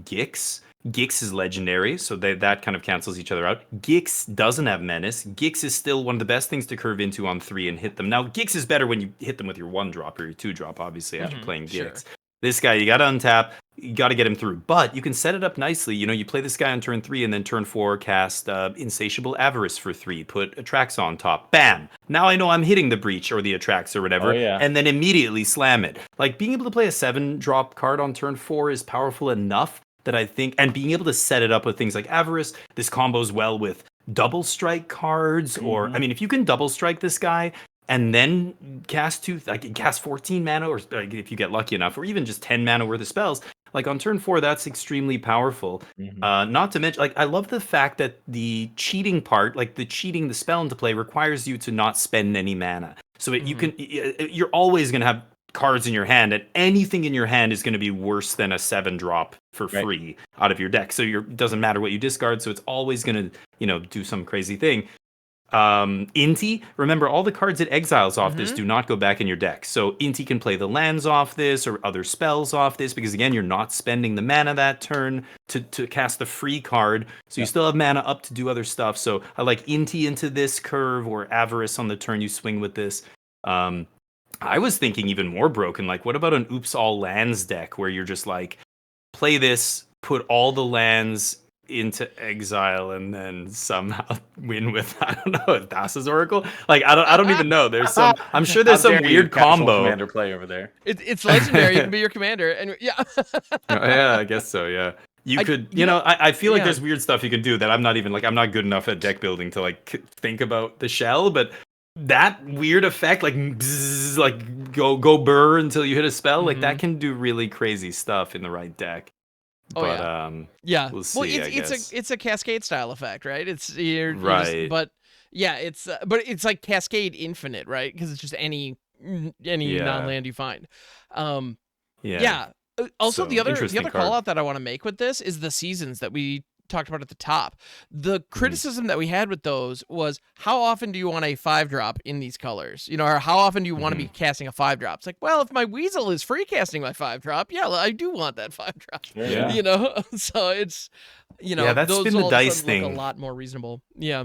It is like Cascade. It's kind of like this roll the dice, see what we hit. Itali's like this. Breach isn't quite like that. Like, Breach and Atraxa, I think, are on a different level. Like, we've mentioned this before, but the fact that they just, you get to choose. But like Itali, like those kind of cards, I guess, like, if you're gonna play those kind of cards in your deck, a lot of the low end in that deck, you remember the red black ramp deck, Carlos. You played that deck a bunch. I did as well. I just went back to it. It's still good randomly. I don't know, against a lot of decks, people just can't beat, like, you turn 4 big score into turn 5 7-drop, like Breach or whatever. Can't beat Doppelgang either, apparently. Doppelgang's very good, yeah. But that deck, people are not ready for it. That's for sure. Sometimes, yeah. But like, that deck doesn't want to, like, you want to play ramp in the early game. You want to play removal to, like, get yourself to the late game. Like, you're playing this. Yeah. It doesn't die to some stuff, but it still dies to a lot of other stuff. Like, you got to hit with it. It's legendary. It's another threat that, if you... It feels like a Gix. Yeah, it feels similar to Gix. And it combos... Well, you mentioned Insatiable Avarice, which works really well with the Bronco. This can saddle the Bronco. Like, it does the things you want it to do, right? It fits in that kind of a deck. Is it worth going Rakdos and getting this in there? Maybe. It's like, I'm probably going to experiment with it. It fits the curve. Yeah. 3 the menace is for good. 3 is solid. You know, it's a threat your opponent has to respect, and if they kill this, then they don't kill the Gix or the Sheoldred you play next turn, probably. So, okay, it's just that's fine. Yeah. Yeah, like, is this better than Gix? Like, you can't play Preacher and this and Gix, and like, there's so many good 3-drops. Like, you gotta, I don't know what it's replacing. Is it better than Gix? Probably not in Dimir, or well, like, assuming Dimir you could play red or whatever. Like, in a tempo deck like that, or aggro deck, like, Gix is better, right? Curving into Gix with other creatures is better. Yeah. But the upside on this is so much higher. I think you're really looking to build a deck with, with breaches and things like that to really go off. I think it's cool. I hope it sees play, but I don't this know. is going to replace. I'm having to say farewell to my beloved fight rigging, and so this is going to be the new 3-drop cheater that I'm going to try to make work in its stead. Nice. Yeah. Fun stuff. Cool. I didn't have much else. I was gonna mention there's a couple, like there's a Innkeeper's Talent. When I saw this card, it reminded me of, like, it's like a green like Luminarch Aspirant, which was a very powerful card. It's harder to kill, but it can't attack. And then again, but it's got that kind of flexibility of, okay, I can, level this up and play other stuff. This struck me as kind of a powerful card. I've seen stuff like this before, like in Standard. Remember when Mono Green had that 2-mana saga that like made a wolf, and then you'd level it up, and then it would I can't remember the name of it, but that was great. Ranger class. Ranger class. Yeah. So, I mean, we've seen cards like this be good. Luminarch Aspirant was insane in Standard, but then again, it was white, and like the other kind of white cards were really good with it. Now, I don't know. Do you think this card's good enough for some kind of green, aggro deck? Yeah. I think it is, right? Yeah. The card we're talking about, Innkeeper's Talent, it's a class. The classes are back. You're fine. It's all good. So enchantment class for 1 and a green. At the beginning of combat on your turn, put a +1/+1 counter on target creature you control. Speaking of lines of text that we see on fight rigging. Could miss you, bud. Anyway, level 2, that's level 1. Level 2 costs only a single green to level up, which is noteworthy, I think. Permanents you control with counters on them have ward 1. So not a huge effect, but okay. And then level 3 for 3 and a green, if you would put 1 or more counters on a permanent, or player, put twice that many of each of those kinds of counters on that permanent or player instead. Yeah. You get all of them, remember, as you level up. You don't just lose the first chapter. Yeah, you don't lose the previous ones. Yeah. Baseline Luminarch Aspirant, and then also get the ward for just 1 mana on the following turn or a couple turns later or whatever. Whenever it's convenient for you to drop 1 mana into it. Yeah. Now, leveling up, to remind everybody, this is sorcery speed? Yeah, sorcery as ability. Yep. Okay, right. It's sorcery speed, and it does not use counters to keep track of the level, so you can't like proliferate it or anything like that. Right. Yeah. Right. It looks like a saga. It doesn't act like a saga. Yeah. I think this card's good. I think this card is going to annoy the hell out of me and see a lot of play, and I'm going to die to it. Yeah, and it's funny too because that last level 3, this is going to be budget doubling season for a lot of people. It just is. It's still $40. What is doubling? They've reprinted it a bunch. It's still like $40 or something, right? $30. They could print 1 million copies of doubling season into the rotation. It would drop $2, and it's like people. The desire for that card, the demand for that card is massive, and it just is what it is. And so as a result, I suspect the demand for this card will also be massive. Heads up, y'all. I agree. I think this card is very, very standard playable. And that being said, if you remember at the beginning of the podcast, we talked about +1/+1 counter Celestia deck. This slots right into there. The level 2 is huge. Permanents you control with counters on them have ward 1. That's insane. And this card alongside cards like which called the Ozolith and all of those cards that care about you having +1/+1 counters. This helping to enable the Sovereign for 4 mana from Ixalan. Get that card now if you ain't got it, because it's cheap. What's Sovereign? What does it do? I can't remember what card you're Sovereign Oknek Oahu. It costs like 2 green and a white, and I think it's a 3/4 for 4 mana. Okay, hold on. I gotta read it. I don't know. It's from Lost Caverns of Ixalan. Sovereign Oknek. Oh, this is the one you were mentioning earlier. Ward 2, whenever you attack, for each creature you control with power greater than that creature's base power, put a number of +1/+1 counters on that creature equal to the difference. Yeah, so this card is already like really good with cards like Botanical Brawler and stuff. And obviously with Ozolith having the ability to put extra counters on your creatures, I think this card slots right into this type of a strategy. It'd be nice if you can get to level 3, but honestly, I don't think that's necessary in that type of a green-white deck. Even just chapter 1 is very, very powerful. That just sitting there in play. Like again, the first thing I thought was, oh man, Luminarch Aspirant in green, like, and I can't kill it with a cut down. Damn, that's going to be a problem. But you got to take a turn off early to play this. It doesn't affect the board, unlike the Rangers thing, the Rangers enchantment, Ranger class. Unlike Ranger class, it doesn't make a body. That does kind of suck. But assuming you play 1 drop into this, maybe take a turn off of playing creature, and then everything else you play is just automatically pumped every turn. Yeah, I think this is gonna be good. Coincidentally, works well with Calyx. Even though we are losing the green-white enchantment deck, Calyx making copies of Innkeeper's Talent seems pretty sweet. Didn't think about that. So I like it. It seems pretty. Maybe we start seeing that card played out of just the enchantments deck. Who knows? Can I just express how annoying and how sad it is that this is coming in right as the Hot Springs is rotating out? Because that would be so. Finally, the 2-drop support card that wanted. Yeah. Anyway. They won't let us play with our nice uncommons. How dare they? Poor Hot Springs. I know, right? Jeez. Anyway. But other than that, I didn't have much else. Like I meant to, there's a couple other cards. Sunspine Lynx, I think, is going to see play in red sideboards. That's going to be a fun one. Definitely. 4 mana, 2 colorless, 2 red elemental cat. It's a 5/4. Players can't gain life. Damage can't be prevented. But when it ETBs, it does damage equal to the number of non-basic lands that player controls. That is a card. Price of Progress is a card that sees play in, or used to see play in Legacy. Like that's how powerful that effect can be in formats that have really good mana. And you look at Standard, and like, we all are like, how good is Domain going to be? Is that going to be a thing? Well, if Domain is a deck, this card's going to be brutal against them.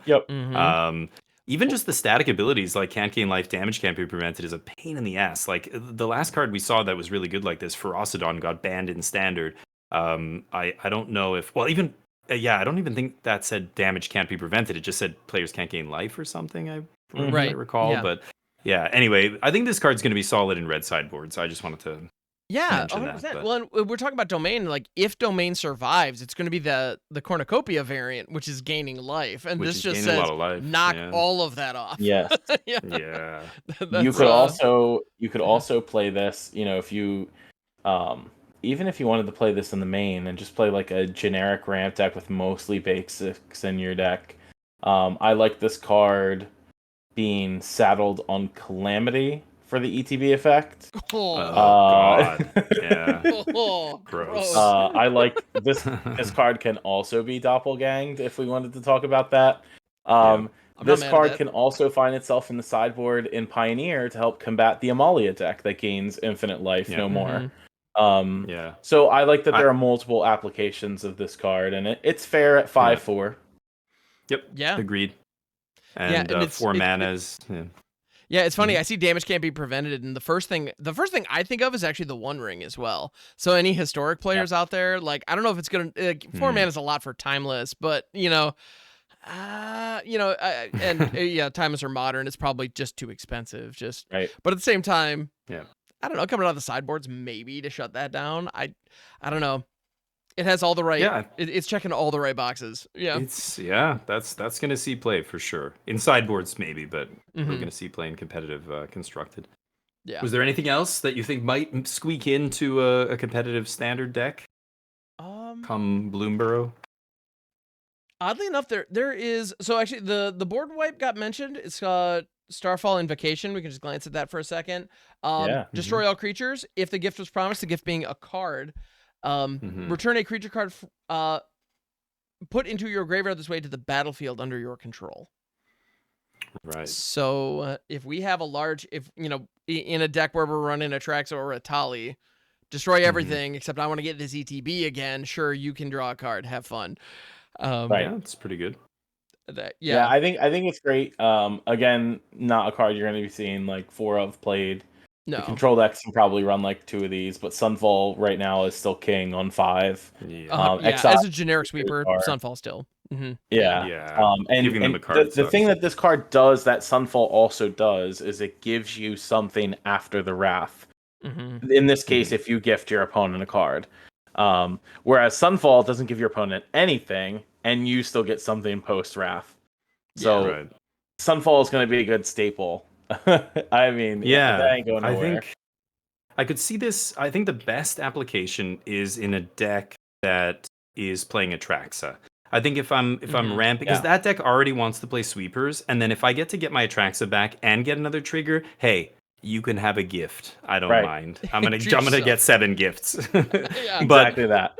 But before that, like, you're never gonna play this in a deck with a bunch of small creatures. Obviously, you're not gonna play sweepers in a deck with a bunch of creatures. So it's got to be mostly creatureless. Big ramp into, like you mentioned, a Tally, maybe Ham, or I think Atraxa is kind of ideal. Yeah, because that ETB, so I don't want to give them a card unless I'm getting something huge back. Right. And the only thing I can think of is Atraxa. Maybe in the domain deck or something. But like you said, Carlo, I think Sunfall is the go-to for any other control deck that wants to sweep. It's got to be Sunfall. But yeah, an interesting card. Just all these options are nice, Yeah. Just having 5 different Wraths, great. Also, I want to say, Starfall Invocation, I think it's safe to say that you've managed to be the first card from our new standard where we say, well, after the next rotation, this is going to be good. Like, well, after Sunfall leaves, maybe this is going to be decent. 3 years. Anyway, yeah. So far, we've seen two kind of like board wipes in this set. That was the Black Season and Starfall Invocation. Are there any more? Yeah. Probably. Who knows? But anyway, does it matter at this point? No. Day of Judgment's coming in Foundation, so we have lots of sweepers. Yeah, in the standard. number. Honestly, the number is irrelevant as long as all it takes is there to be 1, maybe 2 good sweepers, and we're in a sweeper format. And we have that. So at this point, screw it. Print one in every set. Like, it's only going to be relevant once they print one that is stronger than Sunfall. And we haven't seen it yet. Yeah. So yeah. And I think it's but again, it's interesting having these because maybe there is a deck that wants this over Sunfall. Just having the selection is nice because there's going to be some decks that it might, Yeah. There will be a couple of people doing like a mix-up of some sort. You know what I mean? Yeah, it was the Fell discussion as well. Like, just having a bunch of Doomblades in the format that are all slight variations on each other is great because then I can just run 2 or 3 of the ones I want. These are good in the metagame right now. Okay, we're gonna play, 2-2-1 or whatever it is. Yeah, it's great. Yeah, do a little mix and match. So nothing wrong with that. I like it. There's a couple more here, but maybe we can hit them next week or something. I'm sure we'll have a lot more. We certainly can. And there'll be more for next week. There will be more for next week as well. So definitely tune in for that one, everybody. Feel free, please like, subscribe, all that jazz. But before we go, we do have to do the question of the week, a new tradition. Oh, yes, we do. That is delightful. I know it has already been a long one. It's already been 2 hours. So thank you, gentlemen. This has been fantastic. But before we go, problem. I've got an idea. I've got a question. I don't think we've done this one yet, oddly enough. Okay. So we've been talking about Bloomburrow this whole time, and I have to ask, if you were to walk through an Omen path right now and find your way onto Bloomburrow, what creature do you think you would shift into? Oh, man. If you were a creature on Bloomburrow, what creature type would you be? Yeah, it has to be one of the creatures from Bloomburrow, right? That we've seen. My spirit animal, the sloth is not. Okay. Unfortunately. Okay. Carlo, what would you be? I don't know how to think about this. What are the options here? Hold on. Can I just cover? Because I don't know. I mean, you have lizard, you rabbit, have rat, you have mice, you have rabbit, you have frog, bat, frog, squirrel. Yeah, squirrel, bat, badger. We have seen badgers and weasels. Otter. Yep. Yeah. Jeez, there's so many. That's tough. So birds based on as well. colors, because I'm not. Yeah, like I don't know all the colors they belong in. So blue white is birds, and their big theme is like helping people. You've got blue red otters. They're all about like spell slinging and being nimble and whatnot. Let's see. We got bats are black white. They have the gain drain action going on. Squirrels are Golgari. They care about they love their graveyards and are very food motivated. The forage ability that they have is very much centered around either sacrificing food or exiling cards from your graveyard. Right. Yeah, they're your necromancers. What else? Lizards are Rakdos. They burn stuff and are very combat focused. Rats are Dimir. They're Dimir. Yeah. It's just, mice are Boros. Blue rats. Yeah. Mice are Boros.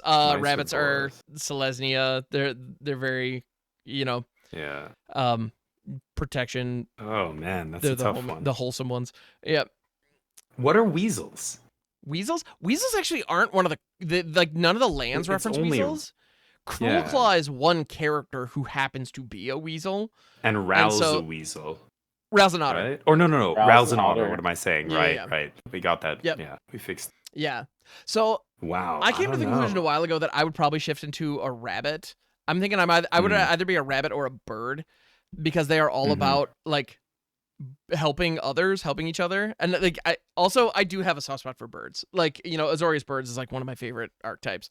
So that's definitely where I'm leaning. Yeah. So it would definitely be some kind of communal white oriented. I think I would be an otter. I would be an otter. I love swimming. I love the water. I play blue a lot. I like blue-red a lot. That tracks. Yeah. I think I would be an otter. Yeah. I thought about that. Carlo, what would you be? Yeah, what you got? I don't know. I mean, in terms of like the color pie, in terms of the color pie, I mean, I'd probably say red-green, the raccoons, because red-green is within the ramp strategies, but the raccoons are also very aggressive. They also like to steal things, and I've been known to steal opponents' things while ramping. So I would have to say the raccoon, yeah. Nice. Yeah, Trash Panda is a good way to go. They're smart. Yes. Creepy hands. They're in there too. Little human-like hands. Yeah. But what creature type is Loot though? Yeah, Loot is a beast, right? Loot is a beast noble in Thunder Junction. So what animal is he? Yeah. Why does Loot not go to Bloomburrow in the story? And because in the story, they do mention one of the characters, Helga, who's a frog, actually has a vision of a fox in a blue cloak who is clearly Jace, a lizard with them, and some kind of other creature. And so the lizard is clearly Vraska, and Ral even has a sentence where he's like, "Really, not a snake? Interesting." She shifts into a lizard, and then Helga can't provides a very vague description of what the heck Loot is. So like, does he shift at all? Like, maybe not. I don't know. Yeah. Interesting question. Asking the real questions. I don't know. Right? Yeah, I have no idea. I don't know what he is. This is like basically the concept plot for Animorphs. Like, kinda, yeah. Nice. I'm actually really surprised that we don't see more of our established characters. Although they are doing a bonus series it's the collector boosters, right? Of reprints where the characters have been shifted. So if you ever want to, if you want a Liliana as a squirrel, that's a thing. Or a cat. Oh yeah, cat yeah. I think Numbskull's not here, but he would be a bat. Facts. He likes to drain. Yes. Yep. He likes playing black. Likes to splash white in black deck. Likes to splash white. There you go. Sure. Yeah. Love. Do we just go down the whole team? Anyway. Yeah, I was gonna say. Only if they make an appearance on the podcast, then maybe. Right. There we go. Sounds good. Yeah, we'll have to drill folks as they come on. It's like, yeah. All right. Cool. That was a good one. I think I think, by the way. That's my vibe. That's what I think. Yes. Anyway. Boros. I think she'd appreciate that. And anyway. She's one of the good guys. But yeah, what animal would you be in Bloomburrow? I think, that was a question I think I saw someone mention on the YouTube comments. So if you guys have a question for us, please let us know. I think that was a question from a viewer at some point, right? Yeah. So yeah, please throw them into the YouTube comments or hop onto our Discord as well. We would love to have you. Yeah. If you have any questions, any topics that you want us to cover, or any questions of the week, please don't hesitate to jump on in there. We'd love to hear from you. Yeah. Awesome. Well, yeah, guys, is there anything coming up that you want to promote? Let's go ahead and head around the horn as we kind of take this in for a landing. Carlo, any charities coming up? Yeah, actually, this Saturday I am doing a charity stream for Games for Love, which is an organization that raises money for gaming stations for kids in hospitals. So that's coming up this Saturday. It'll be at least a 10-hour stream, and I'm probably starting at like 12 p.m. Eastern Standard Time, so that'll be a long day. And then also coming up for all of us, though, Wednesday the 24th, is going to be the streamer event for Bloomburrow. So be sure to check that out because we're going to be able to play with all the new cards that we've been talking about. I particularly play with viewer brews, so I make a channel for folks to submit decks for me to play with mostly the new cards, and we see who does the best during the course of the day. So that's pretty fun. And then it releases on Arena. Bloomburrow releases on Arena on July 30th, which is that following Tuesday. So Heck be on the lookout for that. Yes, definitely. And also, I am planning on doing a subathon during the early access. So if you want to force me to be live the entire time, you'll have the power, everybody. Anyway, I'm looking forward to that. It's gonna be a lot of fun. All right. You're capping it though. Capped subathon. I will cap it this time, yes. So if you want to force me to do a 24-hour stream, you can. Last time I ended up going 30 something, and it was very awkward. Anyway. Wait. You're capping it at 24? How long is the streamer event? 18? It's like I plan on. Oh, it's 24. I would like to be there for the whole streamer event. If I have to go longer, I'm happy to. Yeah. Okay. Well, I normally my stream starts time usually is a couple hours before the event starts, but then also anyway. But yes. Good times. Should be fun. Yeah, Damien, you got anything coming up? Or I know you're doing the YouTube thing and the Twitch thing per usual on that content grind.